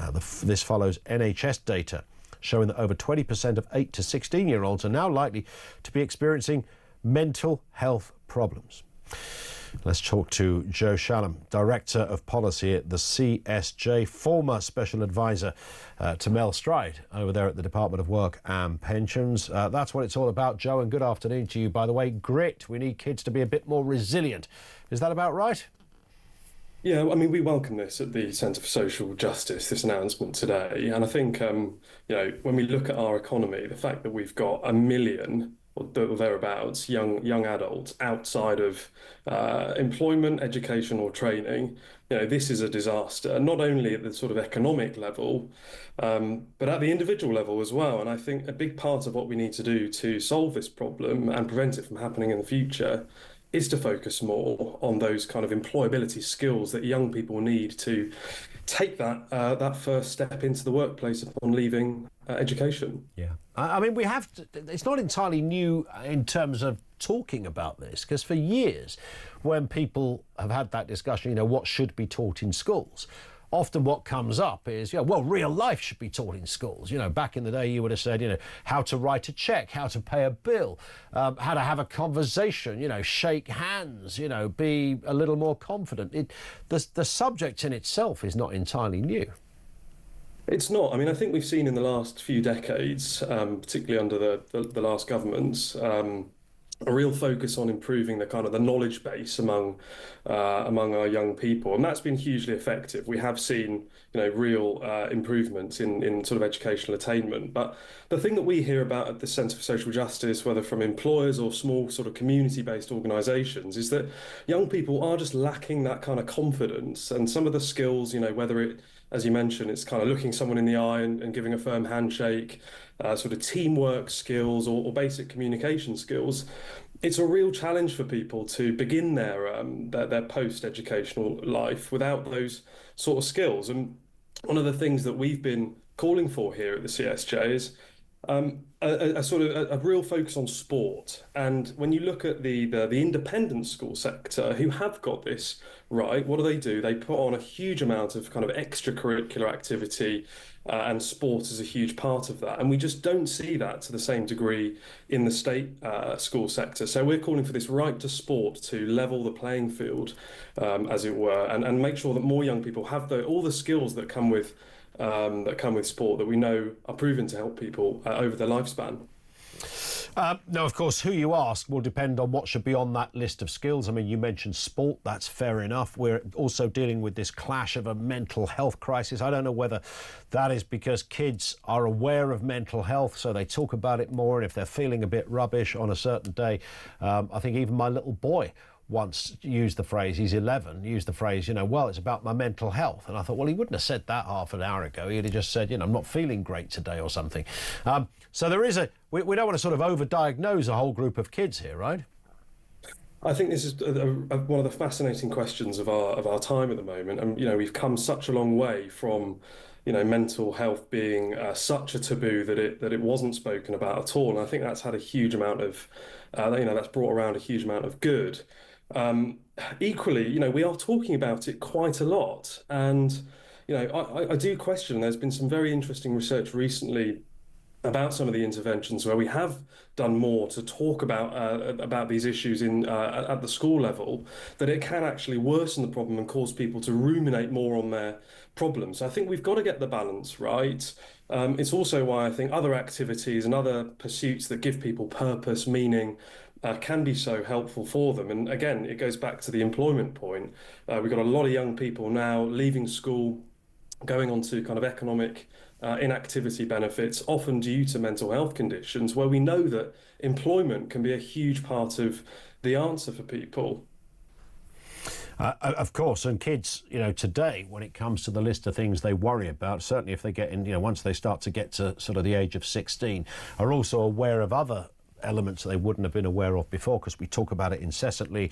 The cost of living, are you ever going to be able to buy a house? Will you ever be able to leave home? All of those things as well. So, I mean, where do we even begin with preparing kids with the right apparatus? Unless from a stinking rich family, you can just throw a couple of $100,000 in their bank account and put a deposit on a nice flat in Maida Vale or something. But broadly speaking, I suppose, there's a wider argument, perhaps, Joe, that the entire one-size-fits-all school system, which something we've debated for a long time, is not really fit for purpose anymore. I think that we need to ask some pretty big questions about, is the education system sort of doing its job? And I know that there's some very interesting work going on, in Manchester, where they're looking at how to introduce more technical educational pathways. There's a fantastic academy, the Christopher Nieper Academy, that's working very closely with local employers to put young people on that path to work at a very early age, and it's working effectively. But I think there's more that can be done as well from the employer side. I think employers have to do a little bit more.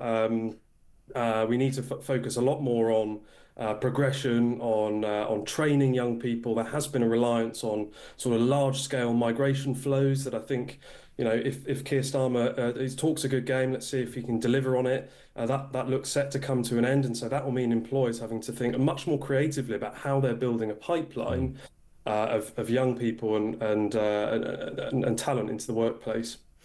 Listen, Joe, great to talk. Nice to have you on, sir. Thank you. Joe Shallum, Director of Policy at the Centre for Social Justice, former Special Advisor to Mel Stride over there at the Department for Work and Pensions. It's a kind of curious one, the things with kids and grit and resilience and the like. I've got two boys, and one is a pretty sensitive little soul, and the other is a nut job. So, between the two, they're very different. But they're wired very differently, despite coming from the same gene pool and DNA and all.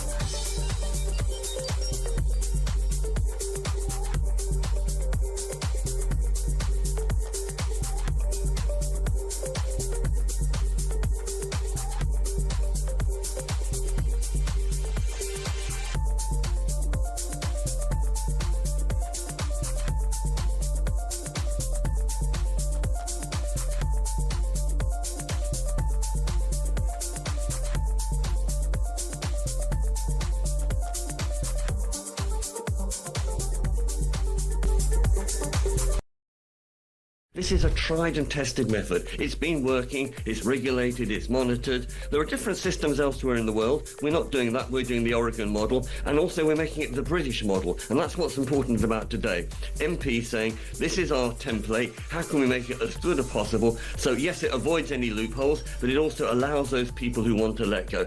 Now, frankly, most of us will carry on to our last breath. Yeah. Those people in agony, we've got to give them that option, that right, that choice. It's their death, their body. Why can't they have that right to let go? Across the UK, on DAB+, on your smart speaker, on your smart TV, and on your side. This is Talk. It is Talk. On that issue of grit, by the way, sorry, we had a slight technical hitch just before that break where everything just cut off. But we're back, you know, fine fettle and all that caper. One here, I'm a doctor. I can't deal with all the wokey-dokey stuff we have to put up with anymore. Wondering how instilling much necessary grit in schools marries up with the rest of it. Be whoever you want to be. We'll pay for your sex change at 7, as opposed to teaching young kids to come to terms with their lot in life and make the best of what we have. There's no doubt about it, we've sort of manufactured a new type of human in the last 20 years, I suppose, without doubt. And expectancy and rights and identity and all of this kind of absolute mumbo-jumbo and catastrophic nonsense is out there. It's advocated by politicians. Stand up and talk about it in Parliament as, you know, a great thing. And, you know, everyone has rights, etc., without dealing with the very sort of core, the very soul of who you are and what you can do. And, you know, getting out there. By the way, you'll have times when you'll have some downers in life and it'll feel a bit rubbish. You're not mentally ill. It's just part of life, part of being a human being, OK? They might last for a few weeks. You might have moments when you wake up one day and think, I don't want to go to work. There's nothing wrong with you. You still go to work, OK? Unless you are so, I mean, not denying or disputing someone who has got a genuine illness, but just feeling like, oh, I feel a bit rubbish today. Yeah, that's life, OK? I mean, genuinely, that is life. And I know there's a balance between acknowledging someone with serious issues. We all get that. But there's absolutely an irredeemable reality that we are over-diagnosing life and the ups and downs of it. By the way, a reminder that part of our crime series, in association with CrimeCon, the world's #1 event for true crime and mystery, that returns to London, by the way, next month, 7th and 8th of June. In the next hour, we're going to be chatting to Jonathan Levy and Dr. Emma French. They're the authors of a new book called Inside Belmarsh. This is an eye-opening discussion about life inside one of the UK's most notorious prisons. Stand by for that in the next hour. In the meantime, before we carry on, we'll talk to Vivian in just a second. The Voice of Doom, day 10, I think this is, day 10. I'm going to give you one clue here, or maybe there's a couple of little clues here, so a little supplementary clues. You're looking for a former MP, a former Labour MP. All right, that's as good as it gets today. This is The Voice. This is so interesting. Now, everybody kept saying Matt Hancock. It's not Matt Hancock, clearly, because I'm telling you it's not Matt Hancock, but also he's not a former Labour MP. It's not, what other guests? Well, most of the guests we've had have been Tories, actually. Who is this? This is so interesting. If you think you know, don't phone, but message on 87222 if you want to have a crack at it. If we get a right answer, we shall reveal all after the news at 3. Here's The Voice again. This is so interesting. Who's that? Back to your calls. Vivian in Devon. What have you got for us, Vivian? Good afternoon to you. Hello. Hi. I do support assisted dying, and I think neurodegenerative illnesses should be included because that's what I've got. I've heard of 2 ways of ending your life with the Assisted Dying Act. One is a liquid you have to drink, or someone you spoke to earlier said about pressing a button. Like a kind of, what's the painkiller called? That you can press to, you know, update your pain relief medicine. Morphine. Yeah, but my arms are already weaker and less coordinated. So if it gets to the stage where I've had enough and I was able to go down the assisted dying route, I wouldn't be able to press a button or drink anything. So if my husband helped me, could he be charged? I mean, although this is a very difficult conversation for obvious reasons, that's a genuine point within this discussion, right? There'll be lots of people who will not have use of their arms. What do we do? What would we do? I mean, I would imagine, and I don't know this for a fact, Vivian, that countries around the world that have assisted dying laws with no problems, as it were, I would assume this situation must come up. Yes. Like I say, whether neurodegenerative illnesses will be included, I don't know, but I think they should be. Yeah, and I've got a feeling that at the moment, don't quote me on this, I've got a feeling that they're not included in this. No, they're not. Because only terminal illnesses, which is why some people then have another question, because obviously what you say for those who are having, a horrendous end of life experiences because of a neurodegenerative disease, that eventually could become part of it. But then, of course, the question is, what else could become part of it? Do you apply it to areas that at the moment are banned, but in 20, 30 years' time might not be? Probably some of them will be so vague, won't they? Whereas a neurodegenerative disease, there's no doubting it. What is it that you have, Vivian? I've got MS, secondary progressive. My mobility is dreadful. The pain gets excruciating. I do get fed up hearing all these sanctity of life people who have got no idea.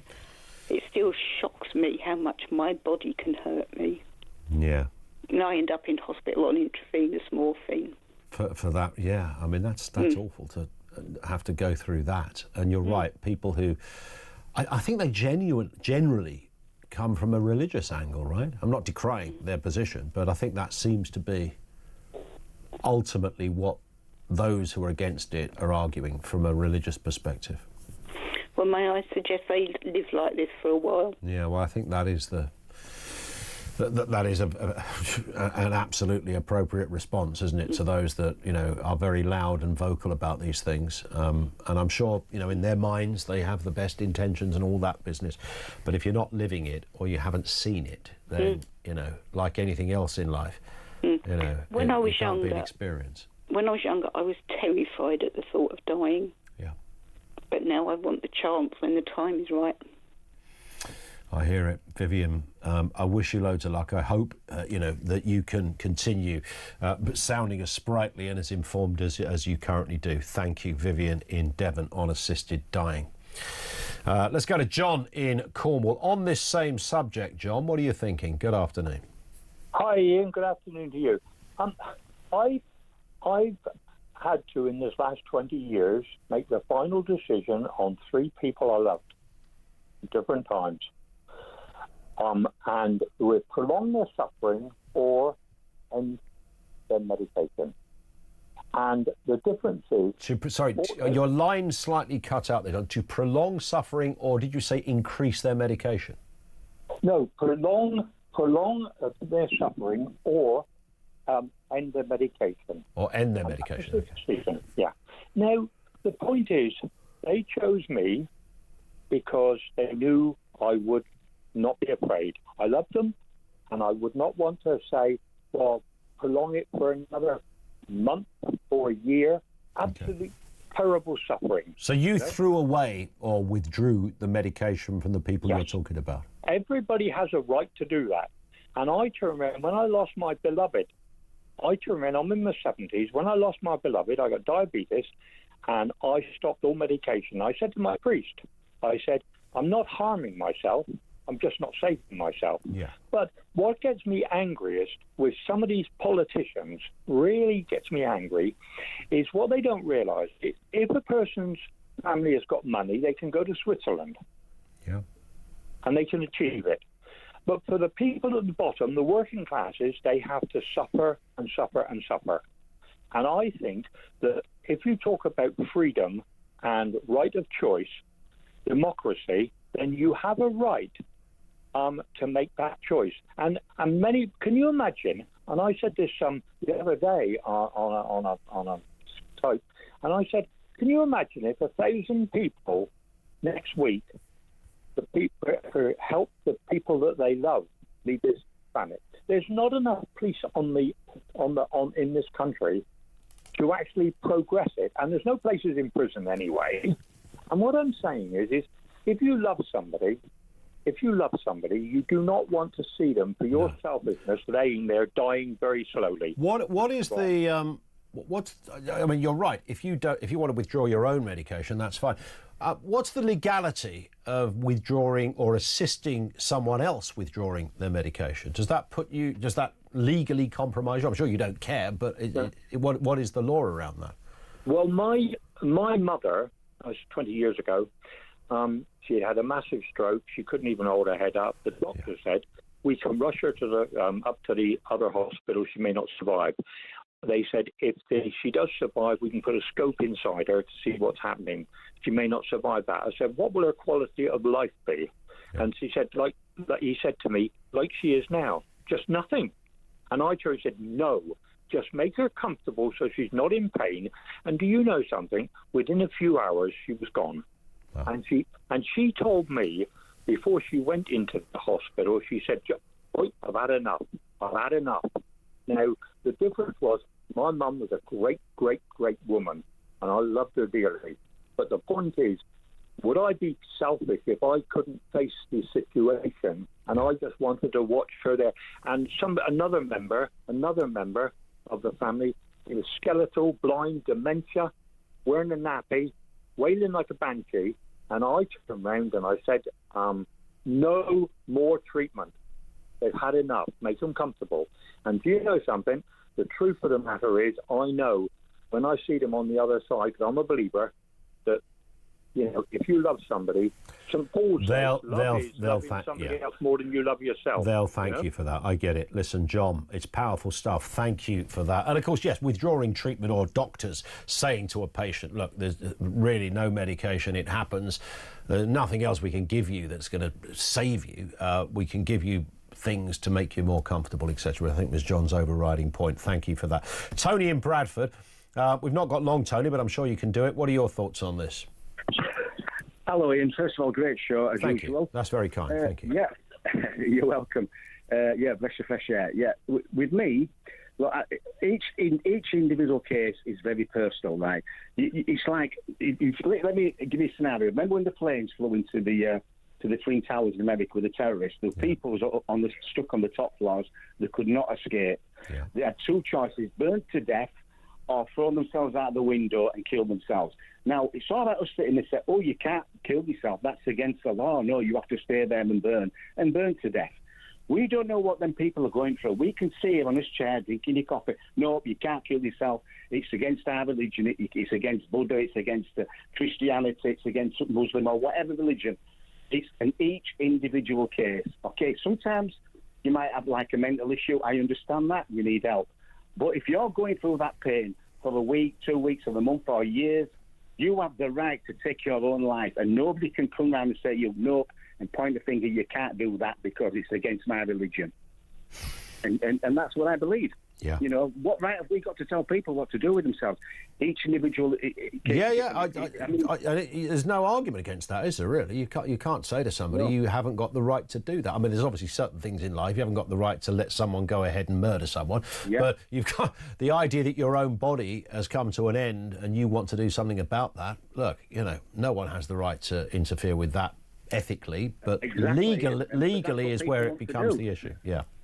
Yeah, but it should be legal for each individual case. If it's your loved one, you know what they're going through, and that person, and they have the right to take them. We cannot say it's against the law of you to take your own life. I mean, you've had a toothache before, and I've had toothaches. You imagine that every day, 10 times worse for years or months or weeks.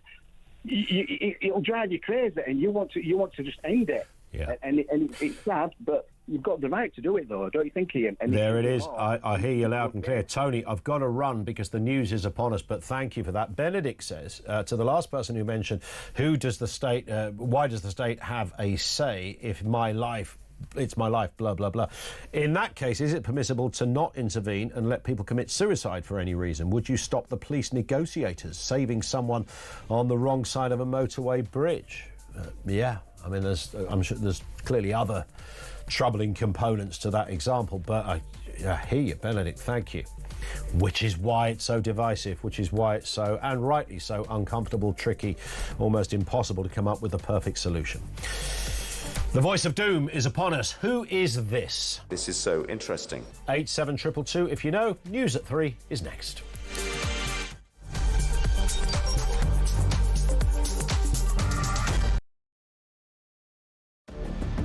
I can announce this government will begin the biggest sustained increase in defence spending since the end of the Cold War.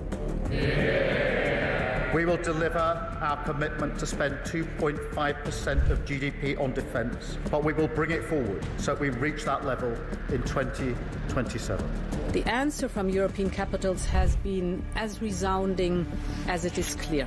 We are in an era of rearmament to respond to the short-term urgency to act and to support Ukraine, but also to address the long-term need to take on more responsibility for our own European security. On Saturday, we also agreed a new £2.2 billion loan for Ukraine, backed not by the British taxpayer, but by the profits from frozen Russian assets.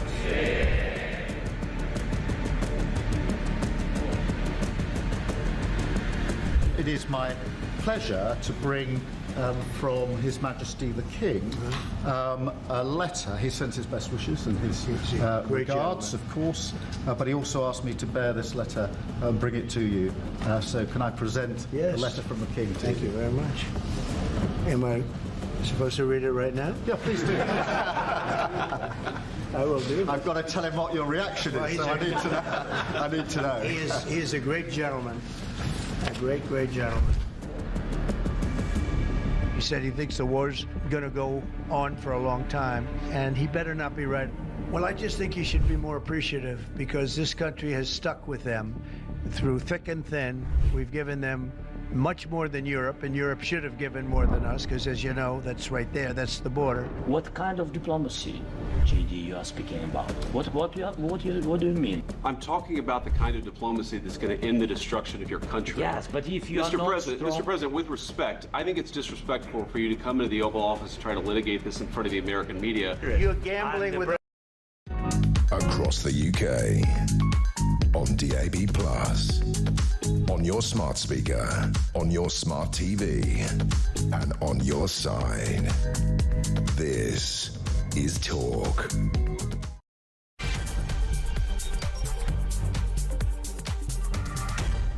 And good afternoon, welcome back. Lots to get through in this final hour. MPs back in Parliament debated the Assisting Dying Bill amid warnings vulnerable patients could feel pressured if doctors raise the option of ending their lives. We've had a load of views this afternoon, as we did earlier in the week, as we touched on it then.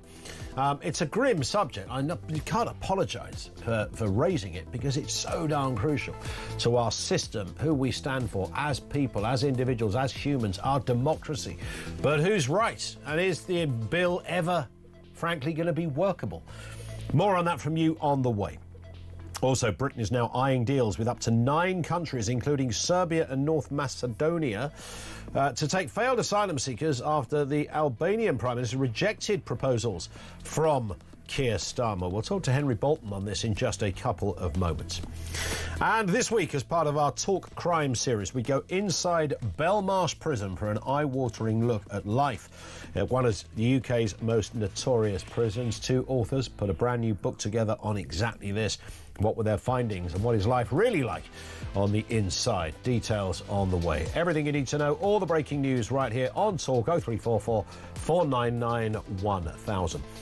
Mike in Lincoln says, afternoon, Ian. Giving people a legal means to end someone's life is, I believe, wrong.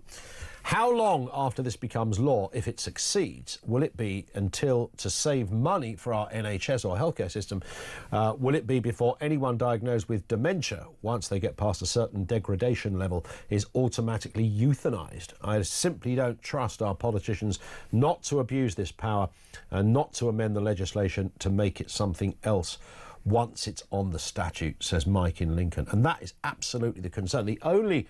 I think the go-to response to that is that hasn't happened anywhere else in the world. They talk about Oregon, the state of Oregon in America, where I think for 2.5 decades or more, they've had this law with no issues such as this.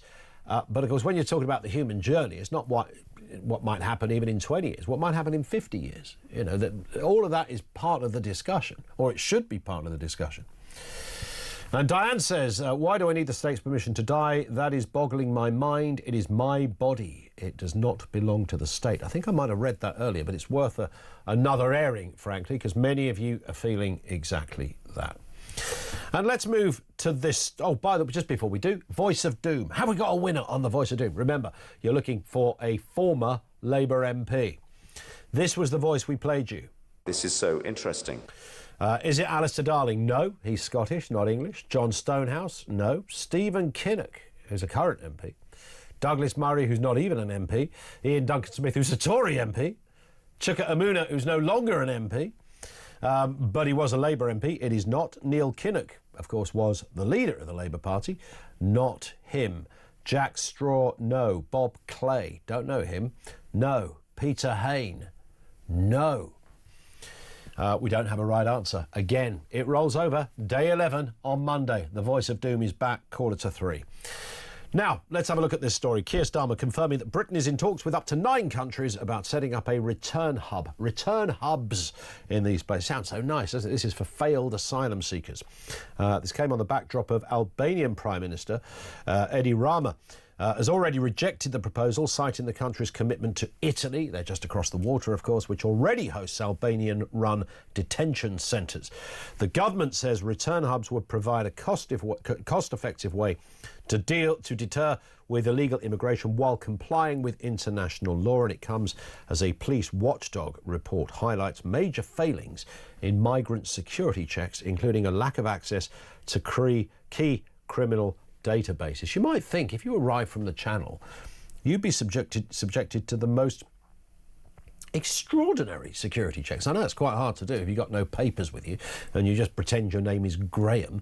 I understand, you could be anybody, but you'd give it a go, wouldn't you?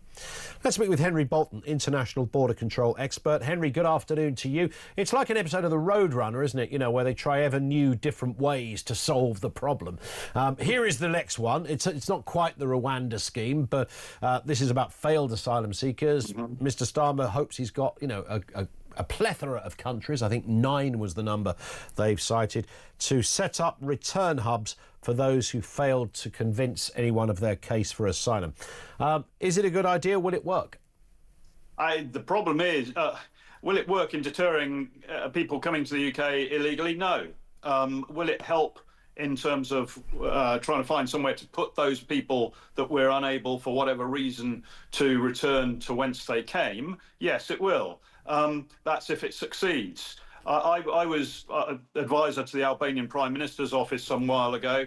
I also spent 6 years in the Republic of what is now North Macedonia, working with their security service and their national organised crime unit, dealing with transnational organised crime, particularly people smuggling coming towards the UK. That was some years ago, but they were particularly upset when Tony Blair at the time pulled the funding for it. Yeah.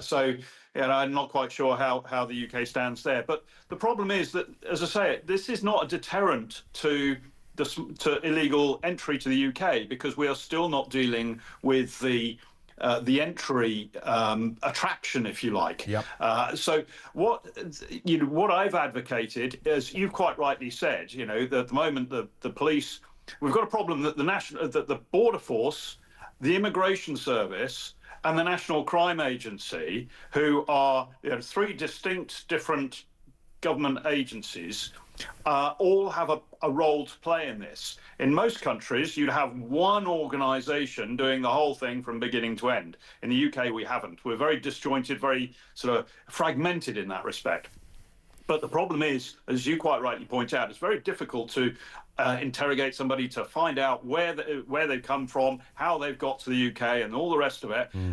If you A, don't have the resources to do it, and B, you don't you've got those different organisations doing it, and C, if you don't know anything about these people and you can't prove what they say and what they don't say is correct. So my argument there is that these people, because we don't know who they are and we don't know how much of a risk they pose to public safety, they've entered the United Kingdom illegally. We need to detain them securely until such time as we can return them back to France, which is problematic at the moment, as we all know, or deport them back to wherever they came from originally. Now, that's a whole ball game. That if you did that, if you securely detained them, every single one of them, then you'd be on the road to deterring the boats. But this in itself is not going to deter the boats at all. It may, if it succeeds, if the Prime Minister can get any of these countries to do it, and he's talking to countries that in the past the UK has not particularly helped when they wanted help, if he succeeds, then it will only deal with the accommodation part for the people whose asylum claims have been rejected, and we can't otherwise deport Afghans, Iranians, and so on. I mean, ultimately, as you rightly said there, Henry, that what we should be trying to crack is the attraction, the kind of pull factor in all of this. And I know this is just repeat ground, and I always give the example that if you jumped over the barriers at Heathrow Airport, you'd be, arrested immediately. You'd probably be languishing in a jail somewhere, maybe in Belmarsh for a couple of weeks until they worked out who you were, etc. But in terms of, and if you did it en masse, it would be a global story.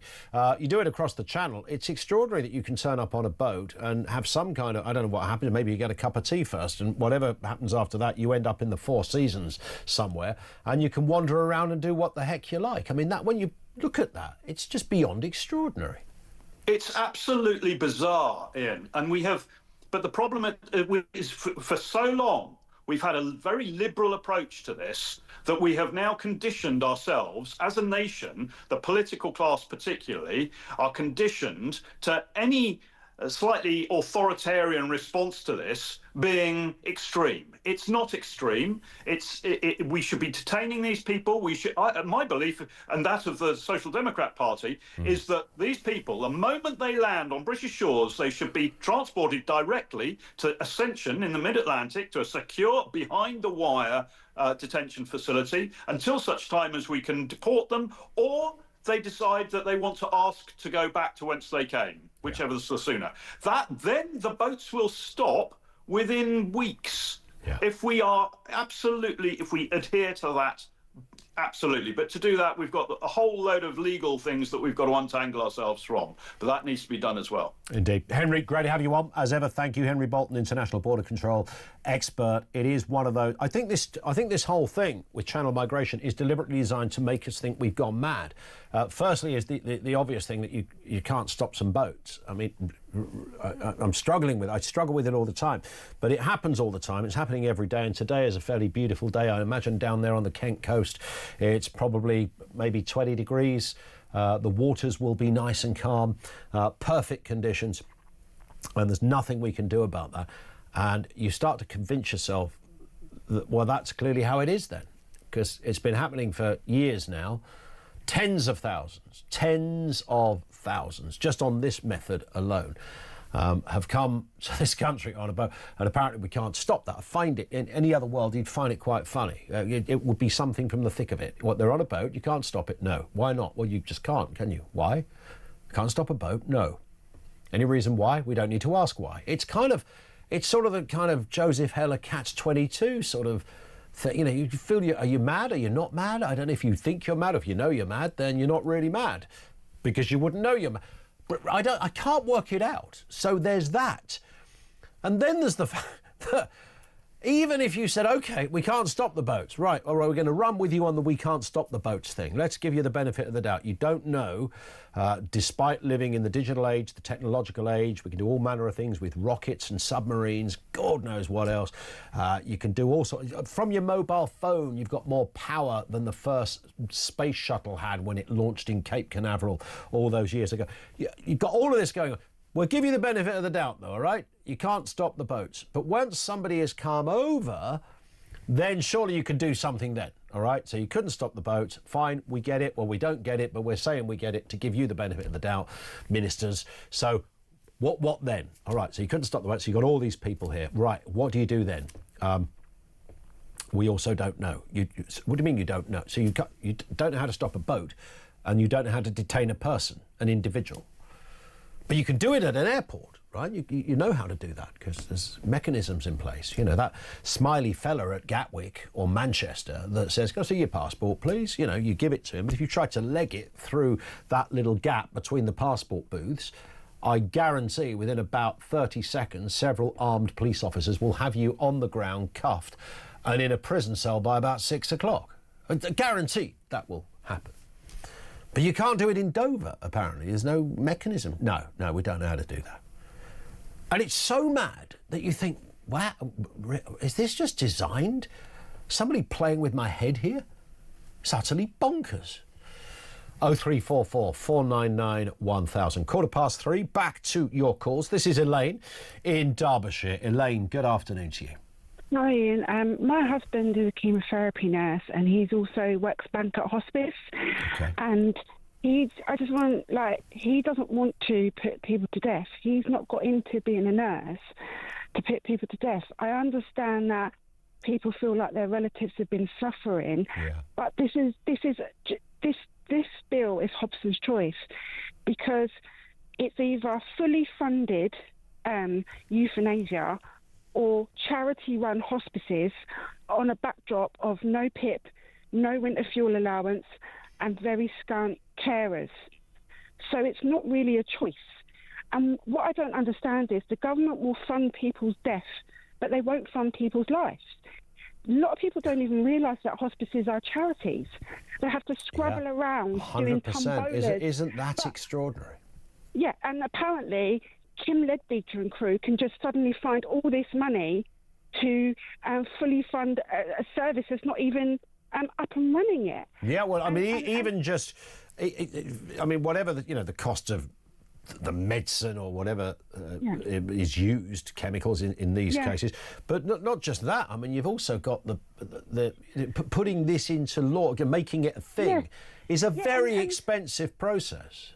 And also as well, my husband said that this 6-month limit is ridiculous because he's got patients that are told they've got 6 months to live and they're dead the next week. Or he's got patients been told you've got, a day to live and 2 years later they're still alive. Yeah, there's fellow in that department. There's lots of examples like that. And I also say as well on the legal situation, we know in Canada, basically the day it went into law, it was they had the bill ready to go for it to be challenged. And the idea that there's not going to be a 17-year-old who's not going to challenge this, there's not going to be someone who's got 7 months to live who's not going to be challenging this. I know a lot of your listeners may not realise in Canada that people with mental health illnesses are allowed to commit euthanasia. In America, girls with anorexia.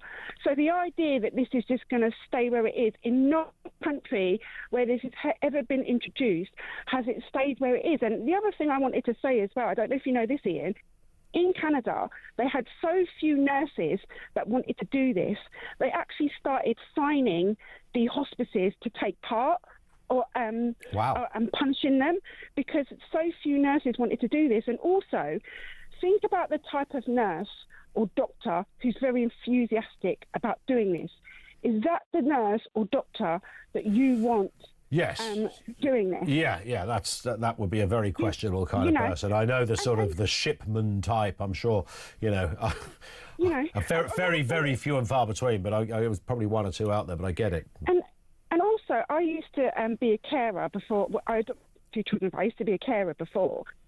We had so many patients whose families were, well, if they had this opportunity, they would take it. They would be very keen to tell you how their nan, doesn't want to be in suffering anymore and never saw them from one year to the next. Yeah. My husband has it where he has patients, family members that are really pushy. Either they want them to keep on taking the chemotherapy or they want them to stop. And they're very, very keen on pushing this. And what happens to people who, where they're in the ward of the council? The social services get to decide? How does all of those, there's all of these little dimensions, right? And these sort of interlocking parts that are clearly going to come to fruition on almost a daily basis. I don't know how many people, I don't know if you have any evidence or anecdotally or otherwise, Elaine, from speaking with your husband or anyone else. I don't know how often they do this in those countries. Are you aware of that? I mean, in Canada or... in Canada, I think it's nearly a quarter of all deaths now are by euthanasia. Really? It's extraordinary. Yeah. And this is the thing. This has been brought in on the back of a fag packet. Hardly any of the MPs were in there. I think Brexit was debated more. In the health minister and the justice minister weren't even in there. And Kim Ledby is a new MP, and this is just being sort of rushed in on, like I say, in the backdrop of.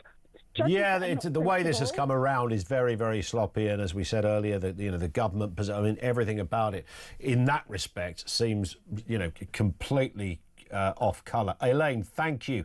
It's a very powerful call. I have to say, I couldn't substantiate the 25% of all deaths in Canada are through euthanasia. I have no evidence for that whatsoever, but do feel free to research it. But that was Elaine's inclusion within her point there.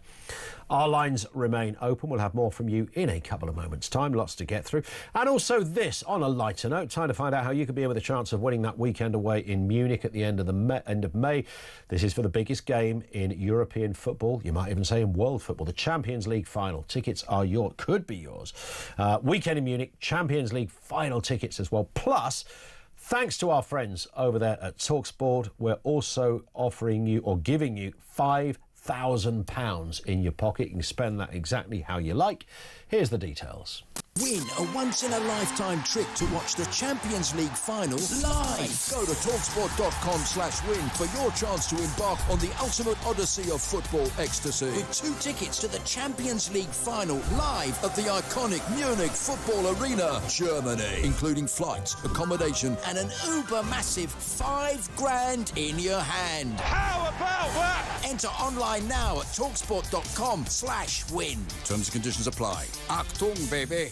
18 plus UK, excluding Northern Ireland. For a chance to win all of that, simply text the word football to 83338 by the 16th of May at 11 p.m. Text costs £2 plus 1 standard network rate message. You must have the bill payer's permission, or send your name and number by post to Champions League final competition, PO Box 3190, Colchester CO2 8GP, to arrive by 5 p.m. on the 21st of May. This is a TalkSport limited competition run on TalkSport Talk and Virgin Radio UK stations. Full terms and conditions at talksport.com.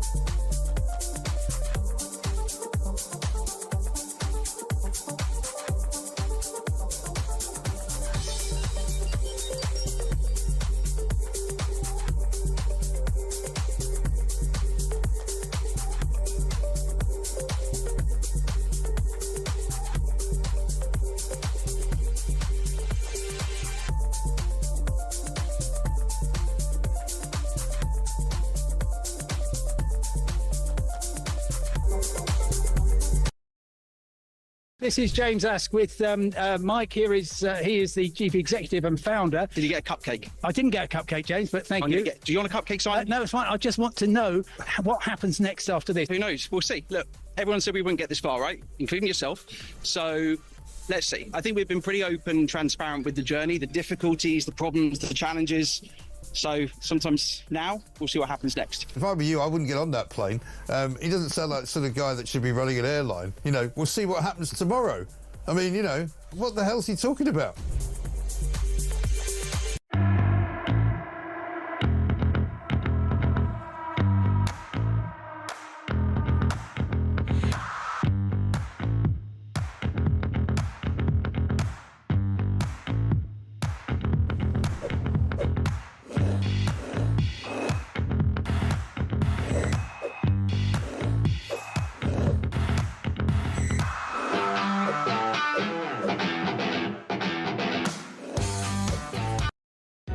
Across the UK, on DAB+, on your smart speaker, on your smart TV, and on your side. This is Talk. We were just... I don't know how the Eurovision Song Contest works, by the way. Is that a bad thing? I don't know. Is that a... Australia can be in the Eurovision Song Contest.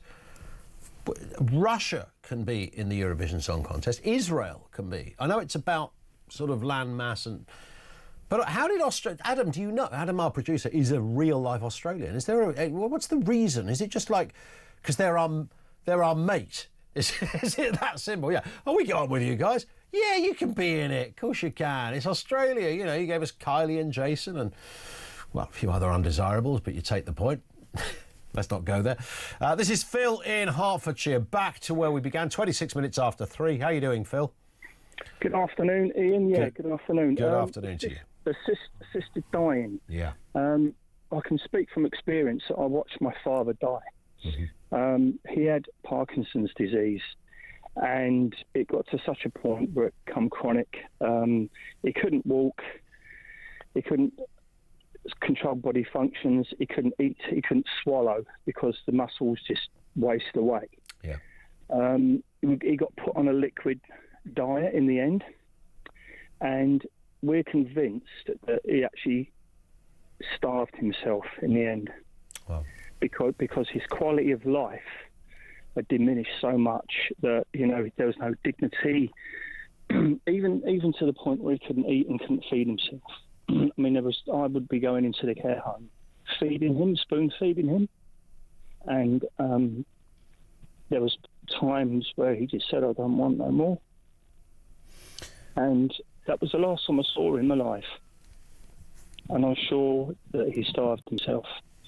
I think I've got a not dissimilar experience with my father-in-law, who also died of Parkinson's, and I remember I think it was about a week before he died, my other half, his daughter, was in the hospital, and he should never have been in the hospital. He should have been at home, and he was eventually. But and I think I can't remember whether she offered him drink or food, and he moved her hand away and sort of shook it. You know, didn't want any more of that. He just didn't want anything, and he died peacefully. Maybe 5 days later, I guess. Yeah, very, very, very similar times. You know, with my father. Yeah, it's horrible to watch, though, isn't it? That disease, and it's horrific. Yeah. It's horrific when you see a very strong individual that had a lot of respect and a lot of dignity just turn into just a mess. Really, is the only way I can describe it. It's and I'm sure if my dad would have had the opportunity to choose, he would have chose to finish his own life, because he was still compos mentis. Yeah. He could make decisions. He knew exactly what was going on. And but I do understand the ethics of it, and I do understand how critical it's got to be to get it right. And you know, the people that are going to make these decisions, the judges and the doctors and everything, they're looking at on the law aspect and the medical aspect, but they don't understand the human side of it unless they actually feel it and actually experience it themselves with someone very, very close.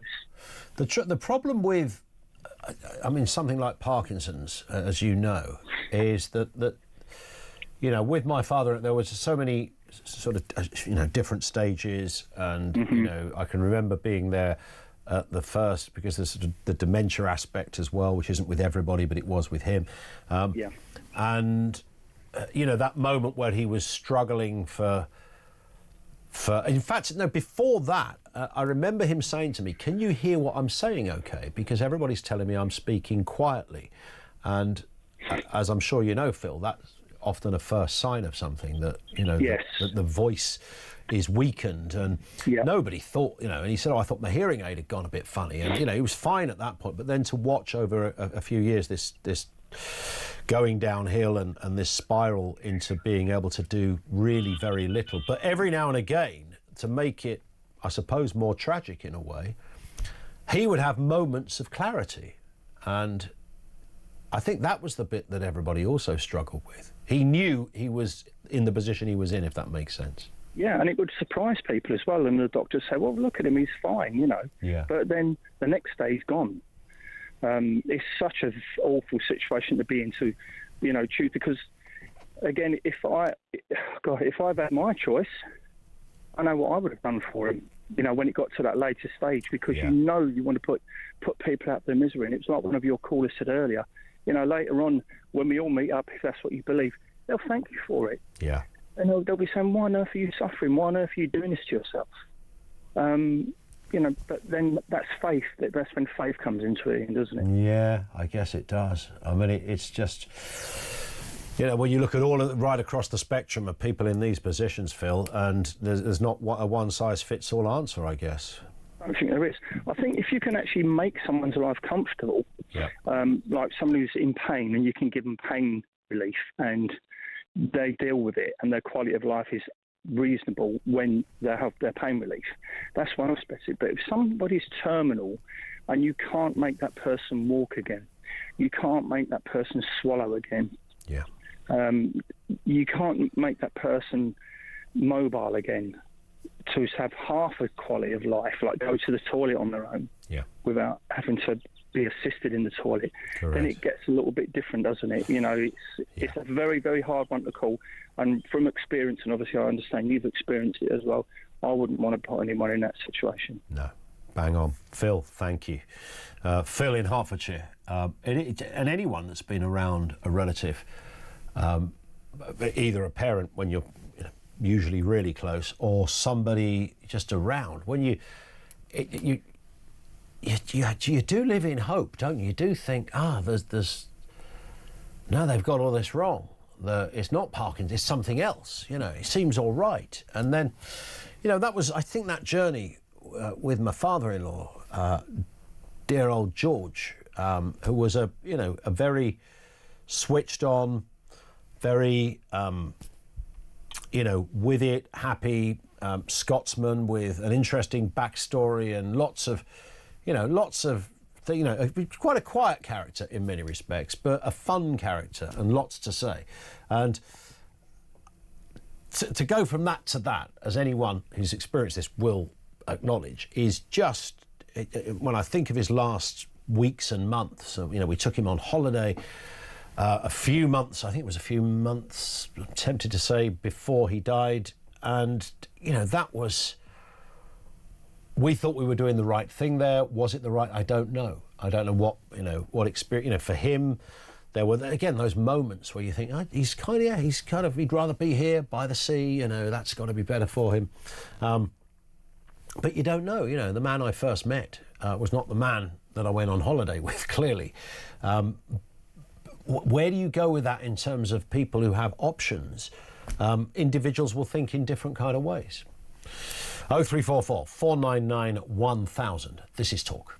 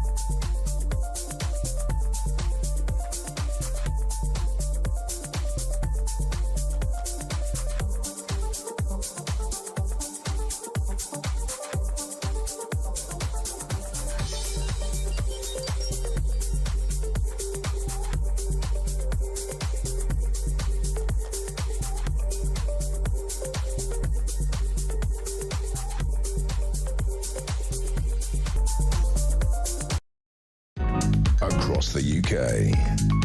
On DAB+, on your smart speaker, on your smart TV, and on your side. This is Talk. It is Talk, lots to get through. Don't forget, of course, Drive this afternoon. It's, is it Peter Cardwell this afternoon, isn't it? I think I'm right in saying Peter Cardwell. Peter Cardwell in the big hot seat on Drive from 4 o'clock, and we'll chat to Peter before the news to find out exactly what's going on. Now, let's talk crime over the coming weeks. Of course, we're delving into the minds of criminals, those who chase them, leading up to the world's #1 true crime event, that is CrimeCon. It returns to London on June the 7th and the 8th. If you want to find out more about CrimeCon, just Google the details. You can find out how you can get there. Some incredible speakers, from psychology of offenders to forensic breakthroughs and the fight against wrongful convictions. We've been bringing you some of the gripping insights from some of the biggest names in true crime. But today, we're joined by authors of the up-and-coming book Inside Belmarsh. It's another angle on criminality for an eye-opening discussion about the prison that's often nicknamed Hellmarsh. With exclusive access to inmates and staff, they uncover the brutal reality of Britain's most notorious high-security jail. It's been the home to spies, terrorists, killers, Julian Assange, Wayne Couzens, and of course the Southport killer, Axel Rudikabana. Let's speak to the journalists behind the book. Jonathan Levi and Emma French are with us. Good afternoon to you both. Hi, Ian. Nice to have you with us. When people think of prisons, you know, if you were on one of those quizzes, name a prison, there's a few that come to people go, oh, Strangeways, Wormwood Scrubs, maybe Parkhurst, definitely Belmarsh. I mean, it's got a notoriety. Most people have heard of Belmarsh, and I guess there's good reason for that. Well, it's up there, isn't it? I mean, weirdly, it's actually a fairly modern prison, isn't it? It was it only opened in 1991, so it's established its reputation extremely quickly. Yeah, you assume it was kind of, you know, in your head, you think of one of those old, you know, like Wormwood Scrubs or whatever, you know, an old Victorian place. But it's, as you say, it was in the early 90s. Yeah, really, really recent. I mean, it's the closest we've got, really, to a kind of American-style Supermax jail. You know, it's got a prison within a prison that houses sort of the most dangerous and notorious offenders. It's a fascinating and actually quite terrifying place. Yeah. As journalists, I mean, you went there. I mean, how does that work? I mean, does that start with a polite letter to the governor, to the Home Office? What do you do to, you know, get some access? Well, our books, this is the third one of these that we've done. So our first one was inside Broadmoor, and I spent 5 years gaining access to Broadmoor Hospital for an ITV documentary series. And then Emma and I went back in for another year to write a book, and we wrote Inside Broadmoor. Off the back of that, we did one about Wakefield up in the north of England. Yep. And then the third one of these in the series is Belmarsh. Now, what we didn't do on this occasion, I mean, Broadmoor, we were inside, we were there for, you know, months. I mean, I spent years going in and out of the place. With this one, you know, it's not an officially sanctioned book by the Ministry of Justice. This is access to prisoners, staff, people that know the place intimately, so that we can gain insight and write what we think is a very accurate portrayal of Britain's most extreme and high security jail. And you know, we found out tons of fascinating things. Was it, when you walked through there, did the kind of reputation of this place, I mean, you would have been aware of it, of course, and you've been to other prisons too, so you had some experience of, you know, walking the wings or talking to people on both sides of the bars, as it were. But did it sort of live up to its rather disturbing image that we all have of the place? Was it tangible? Could you feel it? I think because it's a modern prison, you know, what the staff there tell us, and actually what the prisoners tell us, that it's quite a well-organised place. You know, they've got security down to a T. It would be impossible to break out of. You know, there is just no way. There's never been an escape in 35 years. It's absolutely impossible. So what Daniel Khalifa did, escaping Wandsworth underneath a van dressed as a chef, couldn't ever possibly happen at Belmarsh, which is where he is now, because he's an escape artist. Yeah. But what it is a very dangerous environment. And that danger, that violence kind of comes through in a lot of our interactions with both prisoners and with staff. And, you know, whether it be Hasham Abedi up in Wakefield or Axel Rudikabana in Belmarsh, you know, chucking that boiling water, it's a horrendous place to work these days, the prison service. And was it Robert Jenrick the other day saying the prison officer's going to die soon? He's right. And, you know, what Robert Jenrick said is really echoed by most of our contributors, is that these are extremely dangerous environments. And that kind of, it's a kind of prison's a holiday camp thing. I feel now feels quite dated, you know. I mean, it just seems like a pretty terrifying environment to both live and work in. And Emma, was it designed to be the prison it is when it first opened in the early 90s? Was it just meant to be another prison? It happens to be in southeast London, but was that the idea, or was it always meant to be high security to house and keep locked up the very worst of criminality and terrorism and the like? A lot of it is completely bespoke and quite unique. So there's an underground tunnel that runs from Woolwich Crown Court directly into Belmarsh, for example. The high security unit is surrounded by 20-foot walls, was designed for that purpose and is completely separate, even from the rest of the prison.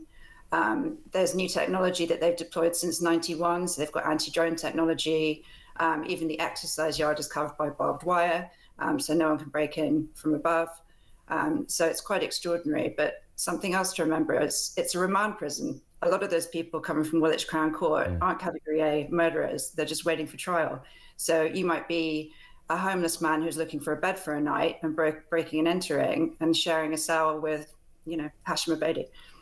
Yeah, and that's the bit that I've kind of always been fascinated by, Jonathan, that it's, as you say, it's a remand prison, although we do tend to hear of people spending quite a lot of time there on remand. Yeah, absolutely. But I guess if you get tried at the Old Bailey, and the Old Bailey, I suppose, is our most famous court, isn't it? For, you know, for serious offences, that's where you get sent. So tried at the Old Bailey, you pretty much get sent to Belmarsh. So that's partly why it has so many notorious and high-profile criminals, you know, in its kind of very recent history. Is that really just about the fact that it has the security capability to ensure no one ever escapes? Is it that, or is it just a geographic thing? I mean, the Old Bailey there's a couple of prisons that are equidistant to the Old Bailey as Belmarsh. I think you put your finger on it. You know, it has that capability of ultimate maximum security. Yeah. So that's where you get sent. You know, if you're a Hatton Garden robber, you're a serious terrorist. Whatever. That's there you go. In terms of what happens inside it, you know, there are some harrowing figures of you know, attacks and issues and assaults on staff. 103 assaults recorded up to June 2024. 11 of those really serious. 290 total assaults in the year to 2012, 100 of them against staff. I mean, the miserable list goes on. And of course, as you rightly said at the beginning, the Southport killer. Just a matter of weeks ago involved in something. You might think a prison that has such a consideration around security would almost have none of those incidents, because it would be set up in a way, Emma, that can, you know, would avoid that, like a supermax prison, as you mentioned at the beginning. Yeah, and in that sense, Category A prisons are normally much more secure and less prone to violence against staff than, say, Category C. For exactly that reason, they're more staffed, there's better security measures, but these prisoners, the most dangerous of them, are deeply manipulative, extremely cunning. In the case of Hashim Abedi in Franklin, they said in the press that he threw boiling oil in officers' faces and he fashioned stabbing weapons out of a tray because he was allowed to cook in the kitchen. What we know from one of our contacts is that apparently what he'd done, he wasn't given boiling oil, but they have a bread roll and butter. And over a period of weeks, he stockpiled all those little pats of butter until he had enough to make a big boiling pan of molten butter and throw it over 3 officers. And also, no attack on any prison officer is acceptable. These are amazing people doing their job. But that image of the ex-military warder is completely outdated as well. You can have 19-year-old girls working in prisons now. Yeah. So the demographic has really changed, and they're not properly trained quite often. Indeed. And what did you, in terms of the staff, Jonathan, you know, when you talk to people who work in these places, I was about to say, what's morale like over there at Belmarsh? That sounds like a sort of a very understated question, as it were. But do people sort of opt or want to specifically work in this place because they know it is challenging? Do they just end up there because the rota puts them there? How does that work? And what is the general sense of working there from those at the coalface, as it were? Yeah, it's a really good question. The prison service, a bit like the police service, I think used to be a kind of more prestigious and interesting kind of long-term career for a lot of people. And you would get generations of people that sometimes worked in the prison service. You'd often, as a youngster, join at 21 and you'd be mentored by somebody in their 50s, you know, and that you'd kind of learn. That seems, what we're told, that's kind of all gone. You know, you're now talking about short-term contracts, very low morale, very young people, very inexperienced people, very bad pay. And that means they're bribable, they're corruptible, they're often seducible. And, you know, we've seen that in the press recently.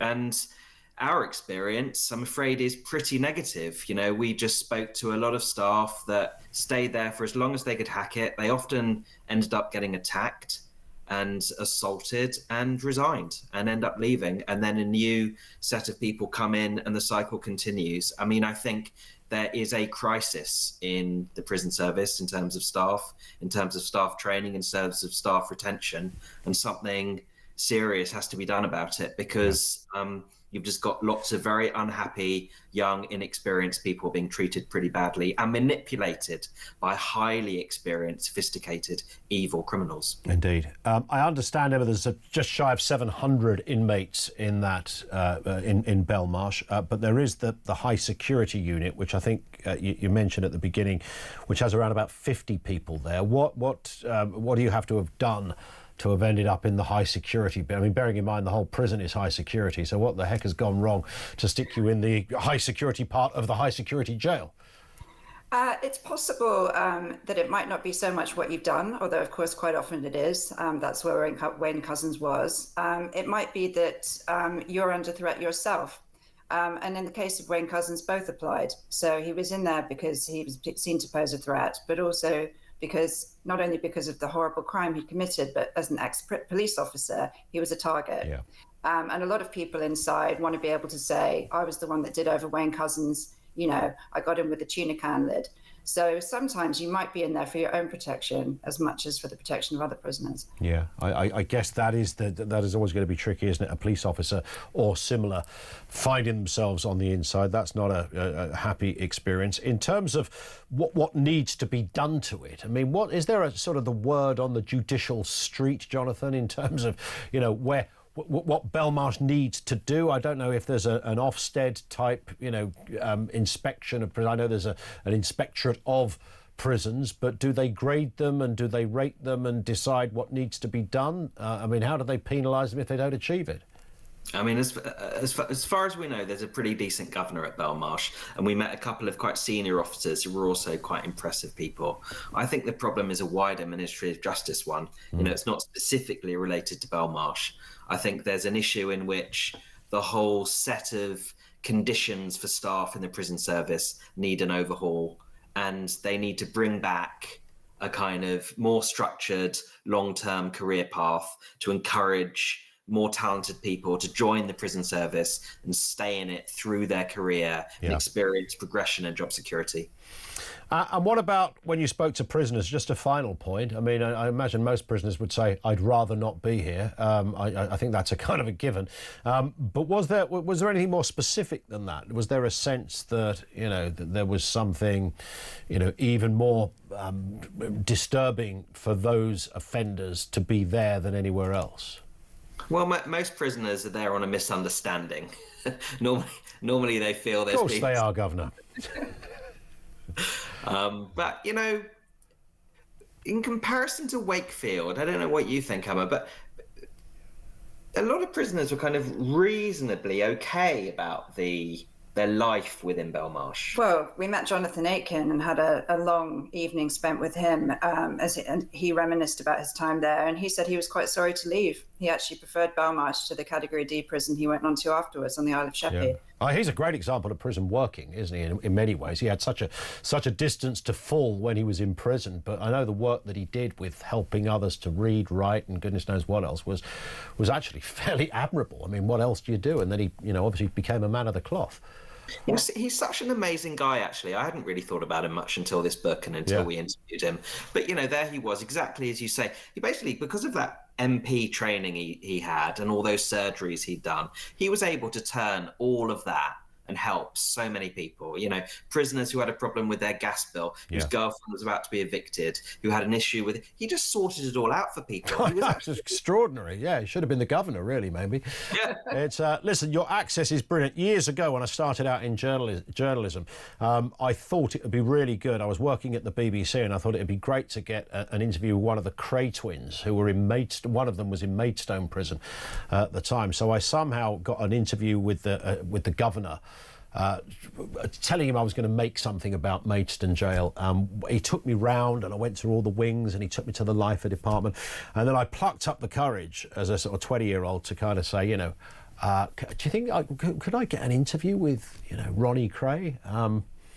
This man could not have torn a strip off me more robustly if he was the headmaster of Eton in 1876. I mean, I clearly didn't know my way around it. You guys know how to do that, but governors, I discovered, can be fiercely protective of those that are in their prison, even if they're one of the Cray twins. Absolutely, and we've experienced a lot of that over the years in Broadmoor, in Wakefield and in Belmarsh. Yeah, I left Maidstone Jail feeling like the most stupid person in the world, I have to say. But hey, I gave it a go, right? And that's what it's all about. Listen, guys, good luck with this book. I mean, it's an incredible read, incredible insight, and the work you put in journalistically is just to be admired. It's brilliant. Jonathan Levy, Dr. Emma French, thank you for that with us here on the programme. Check out their book, Inside Belmarsh. It's up and coming. I think you can order it beforehand. And, of course, if you're fascinated by all of that area of life, criminality, then, as I've been saying, you might like to know that our friends at CrimeCon are offering Talk listeners a massive discount on the weekend and one-day tickets to CrimeCon London, the ultimate true crime event, taking place on June the 7th and the 8th, so you can save over 40% on your ticket. Go to crimecon.co.uk and use the special code TalkTV, and we will see you there. An event you definitely would like to go to would be the Champions League final, I would imagine. It's happening at the end of the month, and we're giving you a chance of winning a weekend away in Munich at the end of May to watch the biggest game in European football. Plus, thanks to our friends at TalkSport, we're also putting £5,000 in your pocket to spend how you like. Here's the details. Win a once-in-a-lifetime trip to watch the Champions League final live. Go to talksport.com/win for your chance to embark on the ultimate odyssey of football ecstasy. With 2 tickets to the Champions League final live at the iconic Munich Football Arena, Germany, including flights, accommodation, and an uber-massive $5,000 in your hand. How about that? Enter online now at talksport.com/win. Terms and conditions apply. Achtung, baby. 18 plus, UK, excluding Northern Ireland. For a chance to win all of that, simply text the word football to 83338 by the 16th of May at 11 p.m. Text costs £2 plus 1 standard network rate message. You must have the bill payer's permission, or send your name and number by post to Champions League final competition, PO Box 3190, Colchester CO2 8GP, to arrive by 5 p.m. on the 21st of May. This is a TalkSport limited competition run on TalkSport Talk and Virgin Radio UK stations. Full terms and conditions at talksport.com.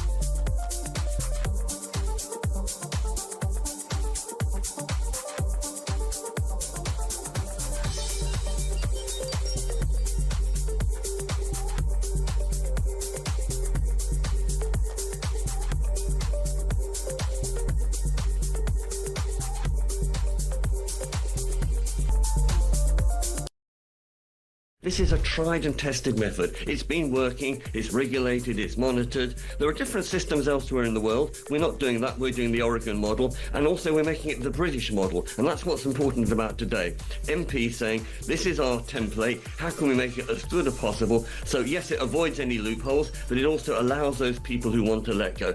Now frankly, most of us will carry on to our last breath. Yeah. Those people in agony, we've got to give them that option, that right, that choice. It's their death, their body. Why can't they have that right to let go?